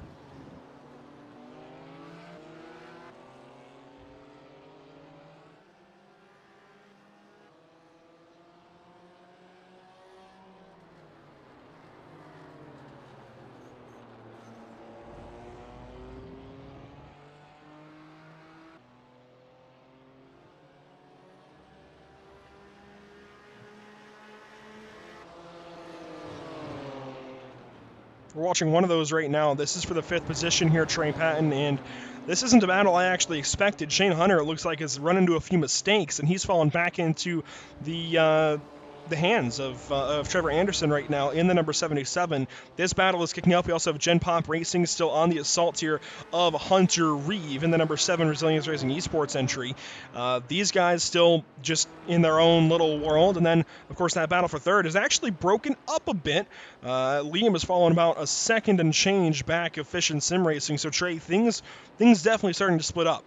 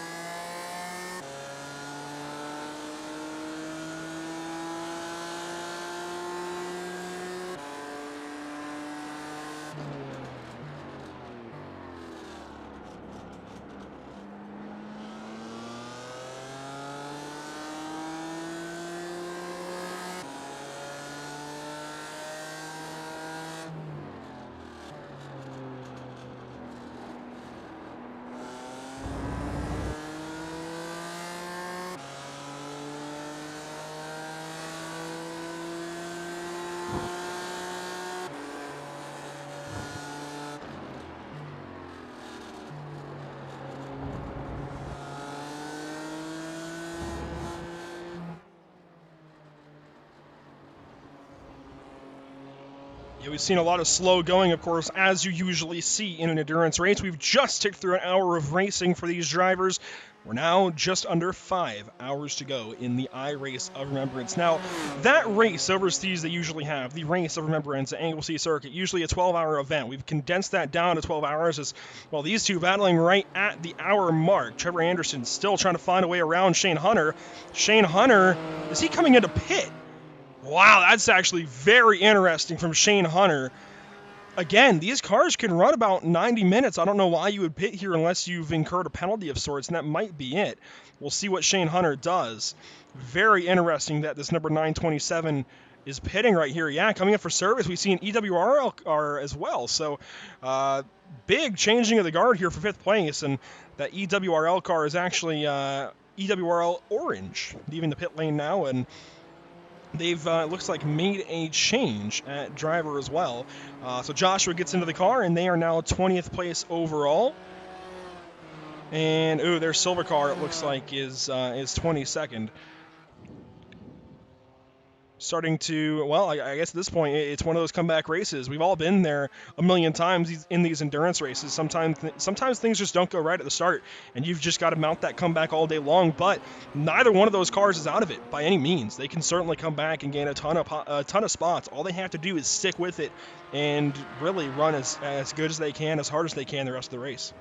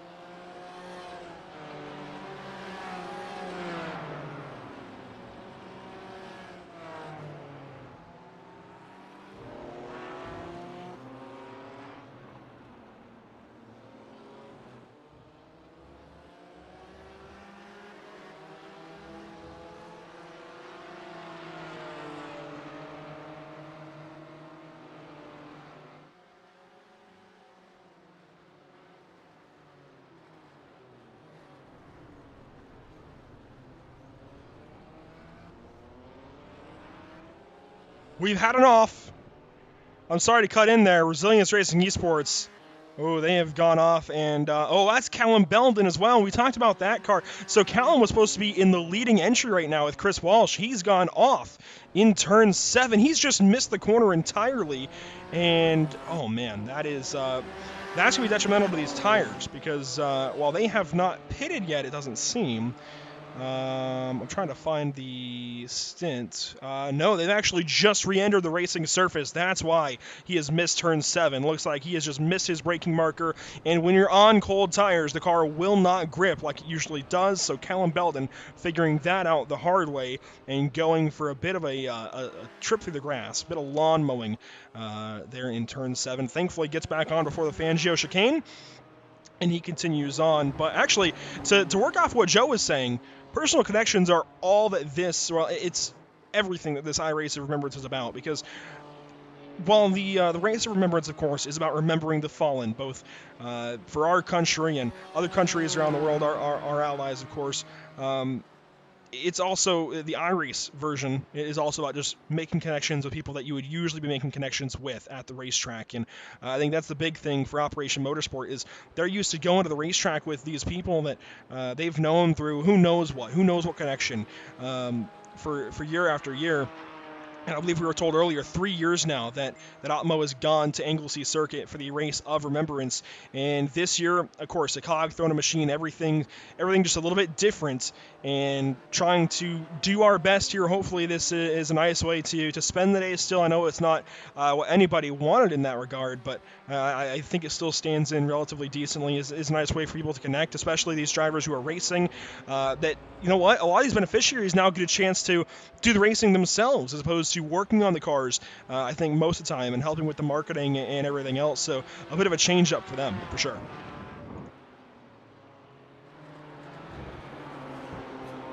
You know, being from somebody that, you know, you're working on the car and trying to get everything prepared versus, you know, sitting at home, you know, not at a racetrack. It's obviously, environmentally speaking, very different, you know, versus, you know, if you've been to a racetrack versus watching it on TV, you know, it's just completely different. But I think they will be benefiting from doing it from home. You know, it does throw a wrench in the situation, but I believe with all the marketing and stuff that they've been doing from this pandemic has looked like it helped them a lot. You know, just even for promotional reasons and marketing, definitely getting their name out there a lot more, because I've actually seen them promoted more and more just ever since we started covering them.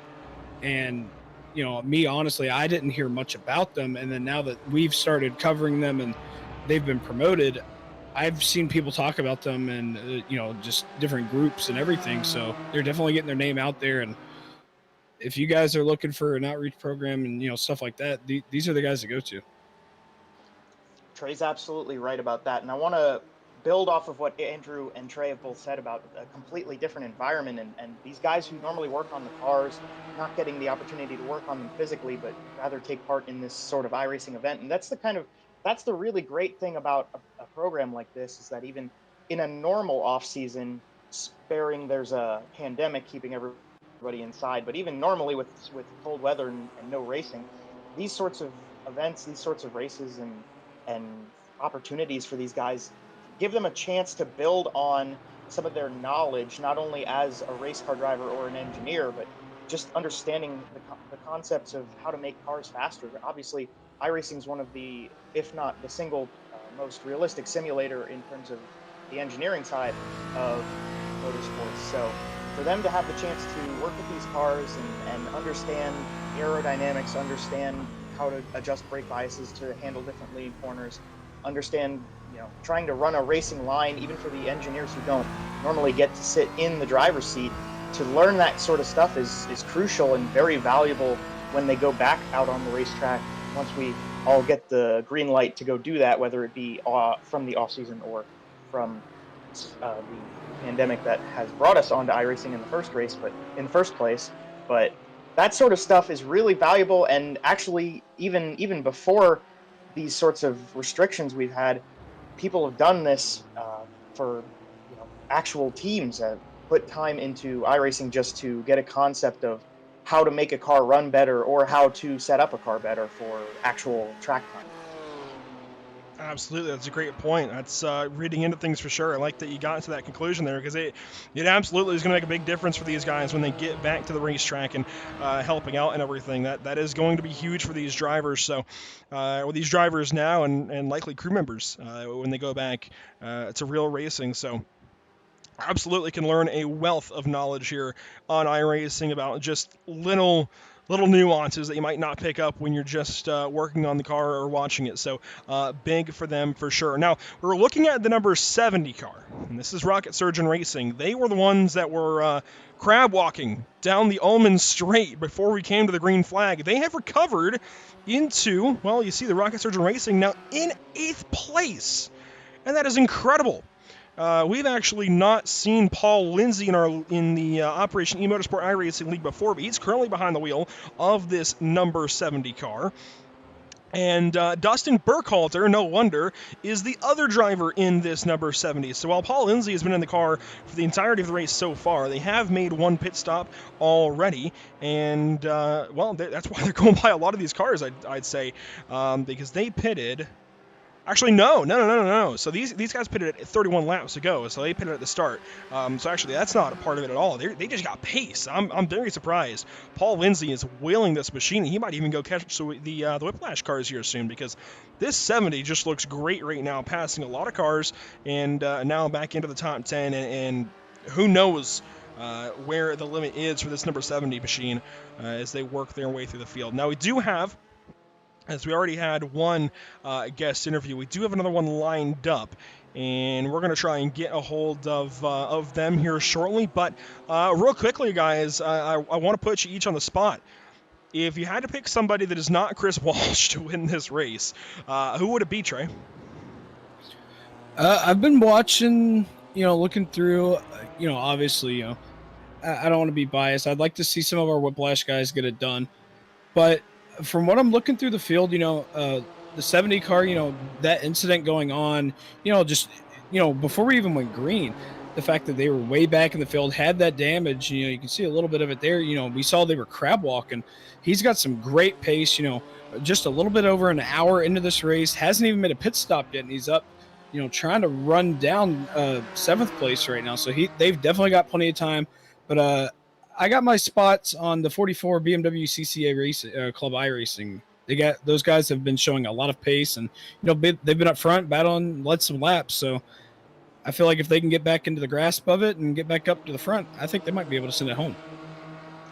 Yeah, Trey was talking about the 70 car, and I was looking through myself thinking, who do I really want to put the money on? And I was going to say the 44 car as well. I thought leading the race at the start, and obviously about 7 seconds, not laps, about 7 seconds down.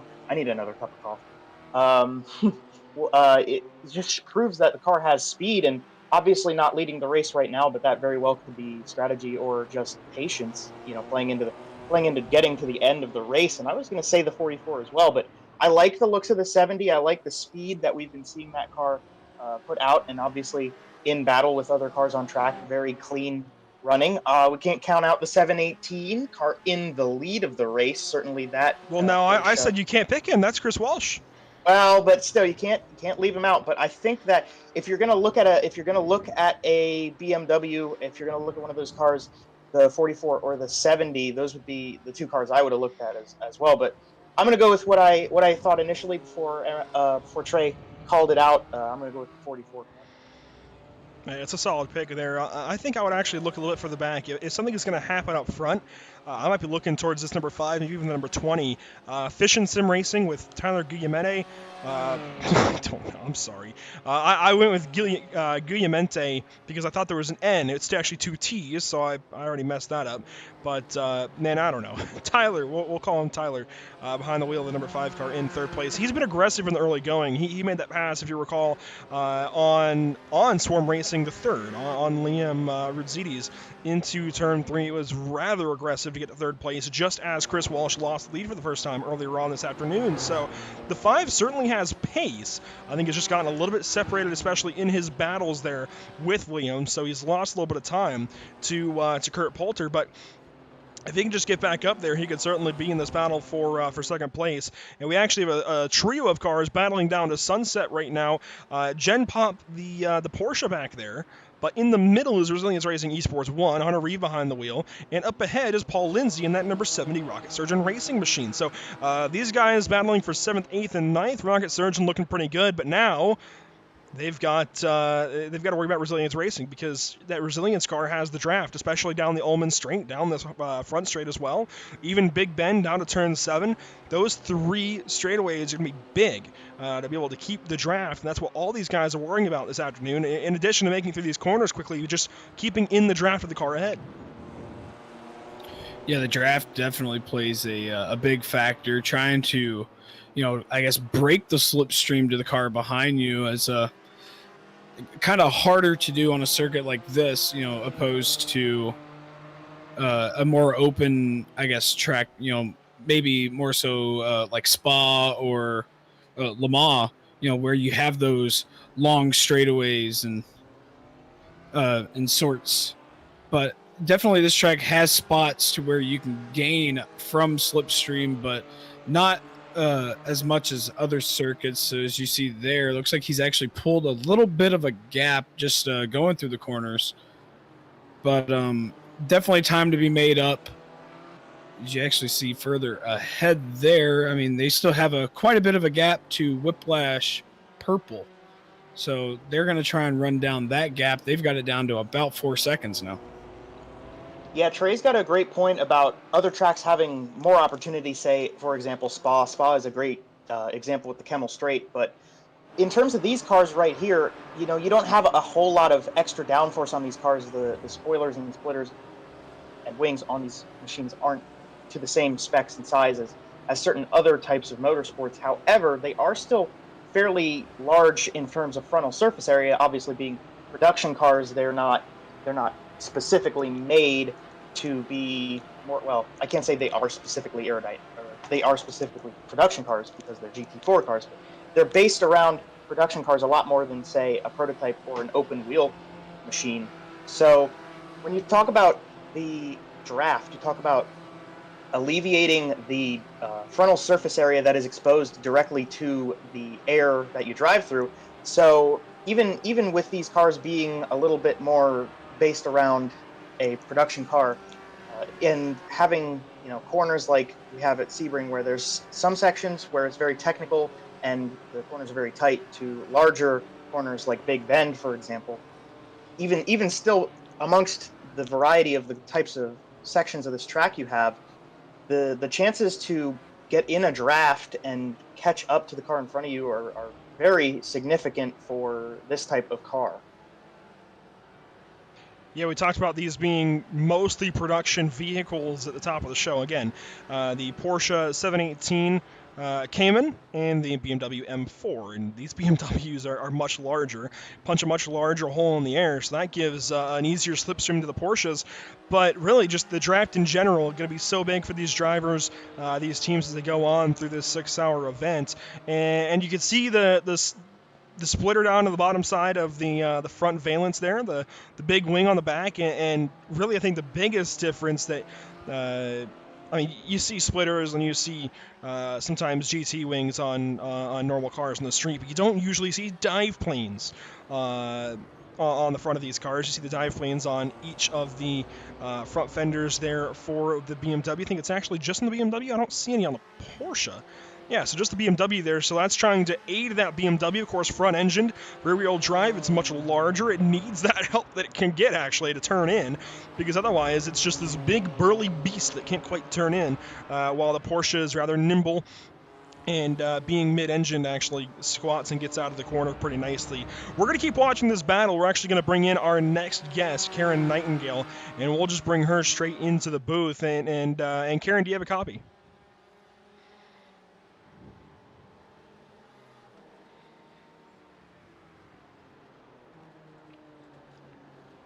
Karen Nightingale, this is Andrew in the Pit Stop TV booth. Do you have us?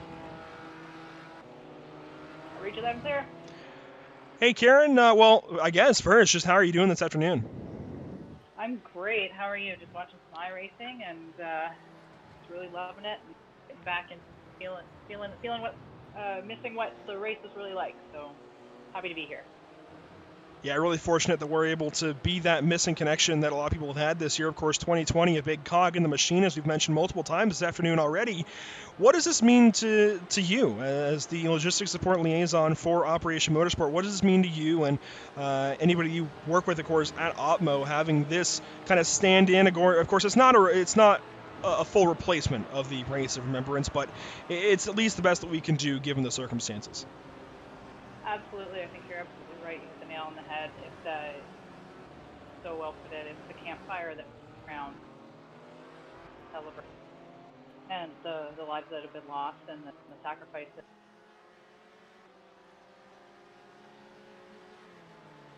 This provides the platform. So Karen, it's a little bit tough to hear you there. It looks like your mic's a little bit quiet, but I heard you mention that, of course, you're remembering those who have been lost, and I think we do get kind of, I guess, we sink into this race here. We get sucked into the race. We get focused on the race, but I'm glad you mentioned that, because at its essence, at the base of it, I suppose, this race is about remembering those that we have lost, both abroad and at home, actually. Of course, Mission 22, and trying to get that number down to 21, and then hopefully down to 0 very, very soon, of 22 veterans who commit suicide because they come back, and unfortunately, I mean, you can only imagine what you end up seeing at war, and it's a serious problem that we have in this world, being able to support them properly, but we're able to, through Operation Motorsport and through Mission 22 and Mission Motorsport, I believe, be able to aid these veterans when they come back home and provide them a way to hopefully not become one of the 22. Absolutely, and that's the come back. The scars sometimes aren't visible. There's a lot of stigma around that, and that's what Operation Motorsport is for, to provide that campfire for people to come out and talk about how they feel and share their experiences and know that they're not alone. And I think that too, that it comes from being alone, and Operation Motorsport is part aiding. So we're kind of picking through the pieces that we can here, there, Karen. It sounds like the connection's a little bit iffy, but I think I kind of get the gist of where you're going with that. Operation Motorsport, like I said, a great stand-in, a great way for people to, for veterans to come back and be involved with something and be involved in that team atmosphere that they might not otherwise have, and have people around them that can support them and keep them going. And of course, when they put on events like this, when they go over and support the Race of Remembrance Anglesey Circuit, a great way to remember those who have fallen. And we heard the messages earlier on in that production put together by Sean Knight and Diesel, Tiffany Lauder, everybody else at Opmo. And I mean, there's only so much that you can say, because it's so hard to, I guess, put words around it. For me especially, even though it's my job to sit up here and talk about race cars and really talk about the meaning of this as well, it's pretty tough to put words around the meaning of this kind of event and remembering everybody that we've lost. Absolutely, and it's one of those things about racing and the military, is the conjunction there is that in the military atmosphere, it's a team sport, and so is racing, and I think that's why they marry up so well. And we suffer the losses, we suffer the crashes, and that's a lot like the military. Now, I've not been in the military myself, of course, so I don't want to speak on it too much, but it sounds like everybody that we've talked to so far appreciates the team atmosphere at Opmo, and it sounds like that is one of the big factors behind Operation Motorsport, and one of the big things for these people that come back from war, these veterans that need that kind of support. So it's big to be able to get involved with a foundation like Operation Motorsport, and it's big for us as well. Of course, we might all have family members or what have you that have served or are serving, and it's big to be able to be involved for us with Operation Motorsport and be brought into this Opmo circle, if you will, and actually be able to meet people like you, Karen, and talk to you here on this broadcast. What have you liked so far? I guess we'll take a happier note here for a moment. What have you liked so far that you've seen out on the racetrack this afternoon? Oh my gosh, just the realness of it. I've watched other races in the past, but this, like, it's really virtually, it's incredible, the graphics and everything, and everything's on par, on time. It's like a real race. It really, really is. Well, certainly that's always the hope when we fire up our broadcast machines and get these things going, that we can present these to everybody watching in as realistic a way as possible. So I'm, again, very humbled, very honored to be that missing link this year when 2020 is such a cog in the machine. Now, considering you are the Opmo Logistics Support Liaison, how has 2020 affected your job? It's affected a lot, not being able to gather, not being able to do as many briefings as I would normally do, information sessions, and my biggest role is when we go to Anglesey, I do all of the logistics support as far as catering and making sure the team has fuel to fuel themselves, fuel their bodies, making sure that they have everything they need. So yeah, I definitely it's cut down on my my involvement for sure. But that's a great thing about Operation Motorsport is even though you're not I'm not a mechanic, I'm not a driver or anything, but logistically I can support that way with hospitality, social media, marketing, and all that sort of stuff. Absolutely. 2020 has been a big hurdle for everybody to get over this year, but doing our best here, especially as we host the iRace of Remembrance here from Sebring International Raceway. Virtually, that is. Again, standing in place of the Race of Remembrance Anglesey circuit that Operation Motorsport and everybody else involved would usually be heading out to. Karen, we appreciate your time. Thank you so much for joining us here in the booth and giving us your perspective on everything and what you do for Operation Motorsport. Hopefully you have a great day and enjoy the show. Thank you so much. Thanks for having me. And again, thank you so much to Karen Nightingale and everybody else that we have had, and we'll continue to have this afternoon and evening. And man, it's always a little bit chokes me up a little bit every time we go over what all of this means to certain people. And I believe even one of our commentators, actually, Joe Donahue, can share on that a little bit more as well. Yeah, absolutely. So my father, his name is Dave. My father served in the United States Marine Corps when he graduated high school, and he's talked on behalf of some of his experiences in the military. So obviously, first off, thank you, Dad, for doing that for our nation, and for giving up yourself to do that is something that everybody who joins the military should be proud of, and we should be very grateful for. But he's talked on his behalf about experiences he's had and the friends he made, and absolutely the team mentality that comes out of being a part of the military is something that I see in him every day. And the motivation to work, the ability to just put your mind to something and do what is required of you is a skill that I've seen is very, very useful to these guys. But at the same time, the stress and the experiences they have are very rough and taxing on them.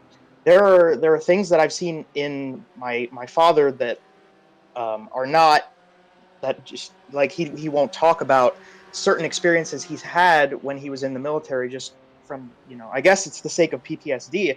That's my assumption, is he doesn't want to remember things that happen. And he's had friends that have been shell shocked before.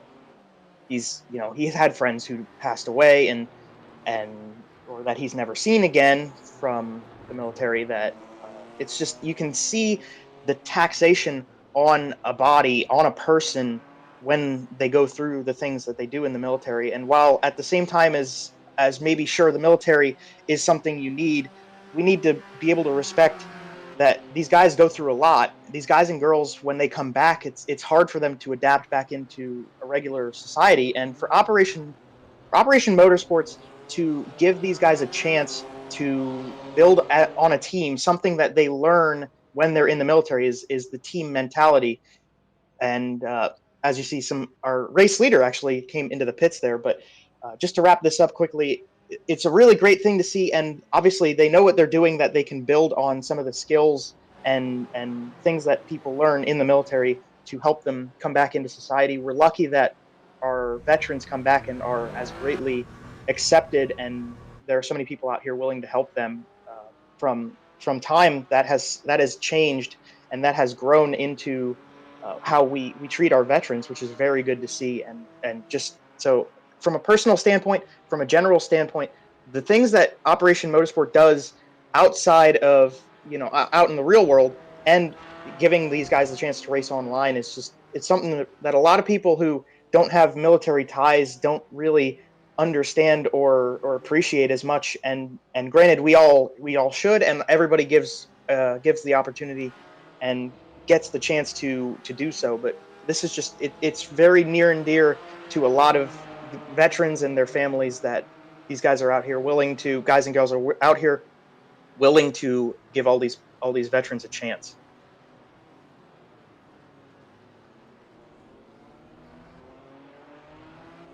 Yeah, absolutely. Just to touch up on that, just to say how serious just PTSD and stuff is. I actually had a family friend, one of my dad's friends from growing up and everything. He actually took his life from PTSD earlier this year. I believe it was February. So I mean, just to cap it off, this stuff it's serious.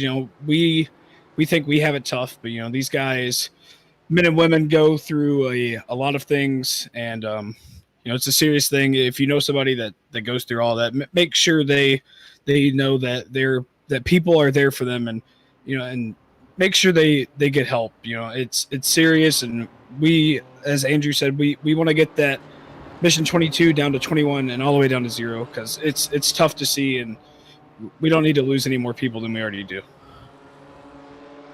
And I hate to be the guy that kind of brings it back to the focus of the race, but you have seen that there have been some pit stops made. Some driver changes as well. Adam Poppenhaus has gotten into the number 718 in place of Chris Walsh. Dustin Burkhalter has gotten into the number 70 in place of Paul Lindsay, and all these teams going to make their pit stops here very momentarily. I believe we should see the rest of these drivers come in and get fuel and tires right here. Here comes our new race leader, BMW CCA Club Racing, Kurt Poulter, down to the pit lane, and he'll be coming in, and you see a long line of cars behind him as well. That's 4 right there. We should be expecting Whiplash Racing Aqua to come in as well. They got Whiplash Racing Purple not far behind. All of these guys should be coming into the pit lane momentarily. Actually, Whiplash Aqua stays on the racetrack. We'll see what Whiplash Purple does. Ooh, a bit of damage as well there for Whiplash Aqua. I wonder what has happened to David Levine. But while we watch these pit stops start to take place, we do want to step away for just a moment. We'll be back to recap these pit stops, but we'll step away for just a moment here and listen to a message from Operation Motorsport.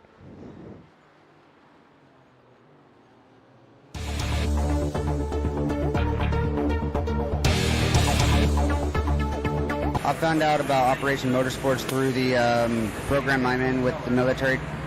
They're helping me transition into the civilian life, and this was a great way for me to take my passion and see what it's like on the high-performance side. I'm here to pick up what I can learn from them so that I can use it with my future career as being an automotive mechanic. This is a great experience whether you're just a at-home kind of person working on your car, changing oils or stuff like that, or wanting to go into the high-performance side. I'm loving how the team's taking me in and really showing me everything. It'll show you just about everything you need to know, from the driver's standpoint to the tire changing.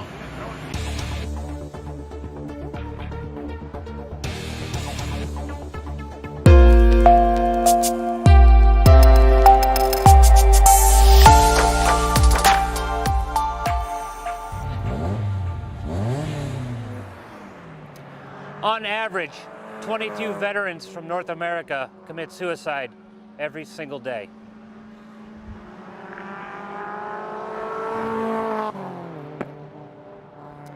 That's one veteran for every second of this video.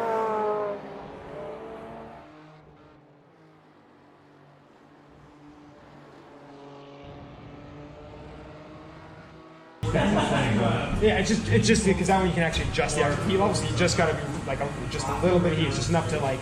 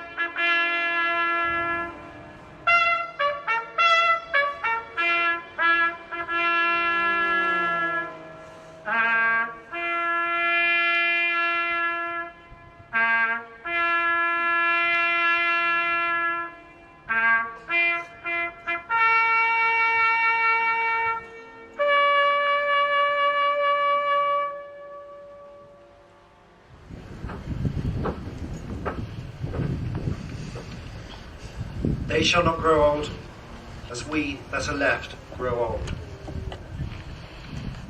Age shall not weary them, nor the years condemn them.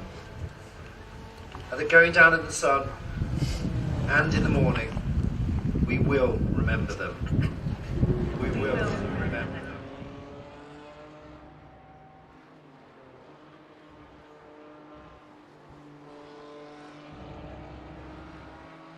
We welcome you back, of course, to Sebring International Raceway. Didn't really go anywhere. You still saw everything that was happening, but we stepped aside for that moment. We are back from that little break, and we saw all the pit stops play out, and a brand new race leader, not brand new necessarily, they actually led for portions of the race prior, but a new driver behind the wheel of the number 44 BMW CCA iRacing machine, and this actually is, I'm going to find it on my entry list here, in the number 44, this is now Matt Kalish in place of Kurt Poulter, and you see everybody else, they came in, they made their pit stops, both Whiplash Machines, we saw Resilience Racing eSport, everybody else come in and make their pit stops, and everybody else heading back out onto the racetrack, of course, making those driver changes, because again, these cars can go just about 90 minutes on a tank, so why wouldn't you go right to 90 minutes, make your driver swap, and then head back out for the next 90 minutes. That should carry you right to 3 hours a lap. It seems like there's a lap or so, maybe even 2 laps difference that you can make in your pit stop. You can come in right on the mark, you can come in undercut a little bit, you can run a little bit longer, just like Trevor Anderson did in the number 77 Whiplash Racing Aqua Machine. Now, Michael Della Sala to the helm of the 77. He's got one Dustin Burkhalter. Remember, he was just so good in the open category, the open champion in the Operation eMotorsport iRacing League, and now he is all over the back end of that number 77. However, our normal race leader, the 718 machine, Adam Poppenhaus and Chris Walsh, they've had some kind of problem. We don't know exactly the specifics of it, as now Team Crash comes down the pit lane. Christopher Bailey bringing that number 10 down to the safety of his crew, but the Resilience Racing eSport and AOA Racing entry of Adam Poppenhaus and Chris Walsh, big problems for them. They have fallen to 11th position. It looks like they've lost around about a minute and 30 seconds or so. Huge losses for them. And again, we don't know the specifics of the problem, but big problems for their number 718. Yeah, not an ideal situation for them at all, but if anything that we've seen come from that car is that these guys definitely have pace, so I expect to see them coming up through the field slowly but surely, and hopefully by the next pit stop, for their sake, that they'll be back up to the front and hopefully be able to have that strategy play into a factor to where they can get back up in the lead. Yeah, absolutely. The pit stops make the order shake up a lot, and it could certainly play out and fan out for them. But yeah, like Andrew said, it's just a long time on pit lane. Certainly, there was more than likely some sort of error or miscue going on in the pits, which is not the type of thing you need in a race. But at the same time, 4 hours and 20 minutes left is plenty of time to make up 2 minutes on track, which almost a lap, and being a lap down is certainly not what you need. That's a big hindrance to fall 1 lap down in any form, but there's still plenty of time left in this race, and we know that 718 car is really fast, so I wouldn't be surprised if that number slowly ticks off over the course of the next hour or two through this run. On board with Really Slow Motion Racing's P. Balasa. I actually need to prep myself on the first name there. Again, working off of the entry list that we were provided. He's going to make a pass here. This is why we came to this battle. This is with Swarm Racing 2 and R. Campbell. I'm sorry that I don't have the names. There's actually, we've left that battle. We'll go right back to it. This is very important. This is for 11th place on the racetrack. As actually, I need to find myself. No, this is for 9th place. It's 9th and 10th as now Balasa comes down to the pit lane. So got a little mixed up right there. Trying to follow these guys sometimes is a chore. But really slow motion racing, rather, going to come down to the pit lane, give up that spot that they had just earned to get by Swarm Racing 2. And now there goes Adam Poppenhaus. And actually, he's got Sean Knight right in behind him. This is a great battle, actually, now for 10th and 11th place, and this could really go somewhere. Suddenly, The 718 put back on their heels and could be dropping out of the top 10 once more. They've just got back into the top 10. You see them on the left side on your ticker. The 718 back into 10th place. But if there's anything Shane Hunter and Sean Knight can do about it, that 718 is going to drop back into 11th. Yeah, just checking up lap times. They are absolutely flying right now, trying to get up to that 10th spot, trying to work their way up through the field. And if they're going to do anything about it, they're going to surge by them. Looks like further on back. Looks like one of those EWRL machines went off track along with Lestock Racing, but they kept that going. But looks like they're going to keep trying to run down that 718. Looks like he's pulled a little bit of a gap. So they still got plenty of time to get back up to him, try to get into that top 10 spot. Absolutely, and I think that even if they can't make that pass on the number 718 car, which we know is very fast, being able to follow his line through these corners, draft off of him on the straightaways. You talked about how much larger the BMWs are than the Porsches in terms of frontal surface area, so obviously the draft is very important for Beamers and much more important than Porsche itself. But if you know that the car in front of you is very fast, even if you're not quite able to make that pass, which certainly they're going to try to do in that number 927, you can follow his line, use his draft, catch up. Maybe as the 718 puts down good lap times and starts to move back up in the order themselves, you can kind of follow them through and make up positions like that too. So even for the 927, even for SNS Motorsports, maybe not to make the pass on the 718, I think it's very crucial for them to stick with that Porsche and try to follow him through, try to run the same line and catch up to the cars in front, because they might be able to move up in that regard. So we're getting down to the nitty-gritty of hour number 2, and of course, as I mentioned earlier, we'll be switching production teams. Joe will be sticking with it. Trey Shuttlesworth on all social media pages will be sticking with it, but we'll be bringing in Emerson Arden on production and lead commentary. Noah Carmichael will be joining the booth, so that's going to be a great change of pace for everybody to not listen to my voice anymore, but we'll be changing things up here momentarily. If you're just joining us, well, it's a shame that you haven't been here already. It's actually the Whiplash cars. Ooh, guys, please don't give me a heart attack up here. Langenberg and De La Salle are very, very close to one another. They are trying to get by the Rocket Surgeon Racing Machine and Dustin Burkhalter. I think you hear my landscaper in the background as well. He is hard at work. Don't know why he's here on a Sunday morning, but hey, we are getting the lawn cut, it sounds like. And the Rocket Surgeon Racing number 70. This 70 car made inroads on every gap ahead of them there right before the pit stop. And man, Paul was so quick. Paul Lindsay was so quick at this number 70 right before they pitted. Dustin Burkhalter pretty quick as well, but they have not shaken the Whiplash duo, if you will. It takes two to tango, and right now they are bringing the dance to Dustin Burkhalter. Absolutely. They haven't let him pull away too far yet. But, even talking about the 70 car, we mentioned that incident, right before we went green, and they are up in 4th place. That just shows, don't let that, we've said it and we'll keep saying it. Don't let one incident count you out from the race. And that right there is just showing the patience and attrition. As we're going to see, looks like Trevor's going to make the spot there on De La Salle. Or Tyler, I'm sorry, on Michael. So he's going to make that pass for 5th. And he's going to surge ahead and trying to run down that 70 machine of Rocket Surgeon Racing. Yeah, and Trey mentioned the incident before the race started for the number 70 team, and I know we've talked on this from the Bluegrass iRacing series, from USRA. We've talked about perseverance and overcoming stuff like that unfolds in a race, and we've talked about the motivation that you find when you make a mistake or you have an obstacle to overcome like that. Certainly gives you a lot of motivation to push on, hit your marks, and focus on the task at hand. And for Rocket Surgeon Racing to have not only rebounded, but also impressed as much as they have. I know we've talked about them already in this broadcast as a favorite to start moving up to the front over the course of the next 4 hours and 14 minutes of this event.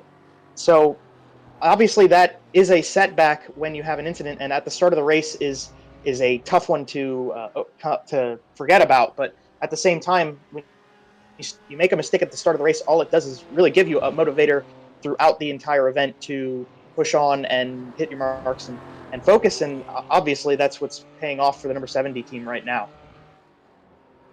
Absolutely. Dustin Burkhalter continuing Paul Lindsay's amazing work behind the wheel of the number 70. And actually, they are very, well, no, I was going to say very close. Actually, I was reading things incorrectly because Swarm Racing the third is very close to Fish and Sim Racing. This is suddenly a battle between the 5 and 20 once more, just different drivers at each of the helms. So the battle for second very much alive. It's a 10-second gap between first and second place, though. So BMW CCA Club Racing very much out to lunch. There's some battles throughout the field further on back, as actually it seems as we've had a problem for Michael De La Salle. It looks like we've just had an off here for the number 77. I'll see if we can find out what has happened. All I know is suddenly he's very far behind, not where he should have been. So we'll try and find what has happened here to Michael.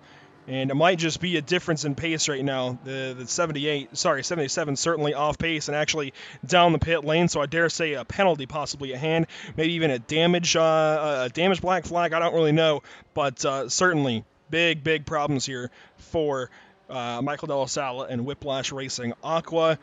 I don't think we're going to see a change, of course, at driver position, but big problems for Whiplash. Yeah, not something you really want to see, at all. But, like we said earlier, don't let something like that, get you down. As we see, we got 4 hours and 12 minutes left in the session. He's got plenty of time to make up the ground. Michael's got pretty good pace right now, so he's just got to keep that going and get that chip off his shoulder and brush it off and keep going and do what he's here to do, and that's to try and get up and get a win. Absolutely, Michael De La Salle driving that car, and yeah, it's all about motivation. It's all about overcoming that sort of stuff. When you have a long race, you're going to have issues. You're gonna probably run into some sort of issue, but the big factor is whether you can overcome that issue and put it behind you and focus on the task at hand. That's a crucial part of a long race, and that's what keeps teams up at the front. We talked about that with the 718 car. We talked about that with the 70 car. Big cars that have proved that they're fast in this race so far. It's almost as crucial, if not more, than speed, is just to be able to overcome that kind of stuff and continue racing on like we're seeing everybody do right now. Want to remind everybody that there's a battle within the battle here, and throughout the Operation eMotorsport iRacing League regular season, of course, we had battles throughout because we had 3 different classes within the same class of Miatas. Now, the difference here is that you see the yellow. The yellow number box, number plate rather, the yellow end plates on the wings, the yellow mirrors, the yellow banner on this number 44. If we go to the 5 car, you see the same thing, yellow all over it, yellow, denoting that these cars are open race cars. They're running in the open class.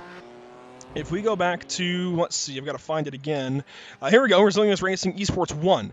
This is a pro/beneficiary entry. Now, I believe they are also the leader in that category. What that means is they've got 1 pro and 1 beneficiary in their car. In fact, the number 7 entry, isn't right? Yeah, has John Winker, Hunter Reeve, and Evan Smith. And Evan Smith, I believe, is currently in the car, no? Yes, Evan Smith currently in the car. Hunter Reeves started the car. We'll see John Winker in probably about 80 minutes time. And just as we had the pro, beneficiary, and open classes in the normal league, we have the open/pro/beneficiary. So just a little bit extra to keep track of. It might be a little bit confusing over the course of the race, but we'll do our best to keep everybody up to tabs on those battles. So really, for the most part, there's only, I think, 4 or 5 pro/beneficiary entries, so we don't have to worry about that battle too much. It's mostly just checking in on the race leader, as we're doing now in each category. And right now, it's Resilience Racing Esports number 1. They are doing a great job of just keeping their nose clean and working up some spots. They're 6th overall, as you can see on the left side of your ticker. So, before we go any further, again, here in just a few moments, about 5 minutes, we'll be switching coverage, and we'll be going to part 2 of our iRace of Remembrance coverage. That means that myself and Trey Patton will be signing off for a little while. Joe Donahue will join Emerson Arden and Noah Carmichael in the booth. What that means is, again, don't worry, when the stream cuts out here in about 5 minutes' time, all you have to do is actually, I believe Jason Lynch was as kind as to provide the link over on the YouTube chat on the Operation Motorsport YouTube channel, so you can just go straight to that link. When our coverage here cuts out, that'll have part 2, or you can go to the channel itself via Operation Motorsport or Pit Stop TV to join in on that second portion of coverage.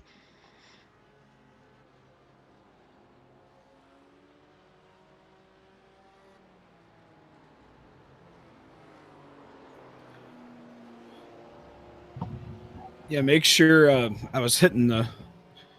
I'm not sure what was going on there, but yeah, make sure you don't go anywhere. Make sure to tune back in. Looking further back, we're looking. Looks like Fish and Sim Racing had almost had a little bit of an off track, went way wide into a corner and kind of lost a little bit of any run he had going for that second spot. But nonetheless, he is back on the track, or kept it going rather. And kept going, so he is, falling back, lost about a second worth of time on Swarm Racing 3. So he is going to try and remake up that ground. Excuse me, words are kind of difficult at the moment. But looking back, you saw the 70 that we mentioned earlier, about 47 seconds back behind Fish and Sim Racing. They are still under attack from Whiplash Purple, and then Resilience Esports 1 behind them. And then, as we mentioned before, BMW kind of just in their own zip code. Yeah, absolutely. The BMWs have been very strong, and you talk about the Fish and Racing car that we're watching on screen right now. Yes, this car has proven it's got some speed, and overall the BMWs have obviously shown that through this event so far, about 2 hours into the event. But we're looking at the Fission Racing car, and this car's been very fast over the course of what we've seen so far, or at least what I've seen so far. A couple miscues isn't going to kill you, but it's certainly gonna hinder that. And so we will step away from the mics. We will facilitate that change in coverage. Before we go, though, I quickly want to thank all of our partners here, Operation eMotorsport, Recaro, of course, presenting the entire Operation eMotorsport iRacing League, Redcom as well, Mobile One for stepping in and supporting. Man, it has been a great ride through all 8 races of that coverage, and now adding the iRace of Remembrance. Whether it's on the track or iRacing, Recaro Automotive is all about making driving feel safer, more comfortable, and more controlled. A driving experience that you can truly feel. Redcom products help protect lives. Redcom products are installed in the highest levels of government, and some of the most important conversations in the world are held on Redcom equipment. And of course, since day one, Mobile One, advanced synthetic motor oils have been a part of every Corvette racing win. That tradition continues with the mid-engine Corvette C8R, and with that, we will end our first portion of coverage here from the iRace of Remembrance. Stand by. We'll be switching over to our second portion of streams. Do not go anywhere. We'll be right back to you here from Pit Stop TV.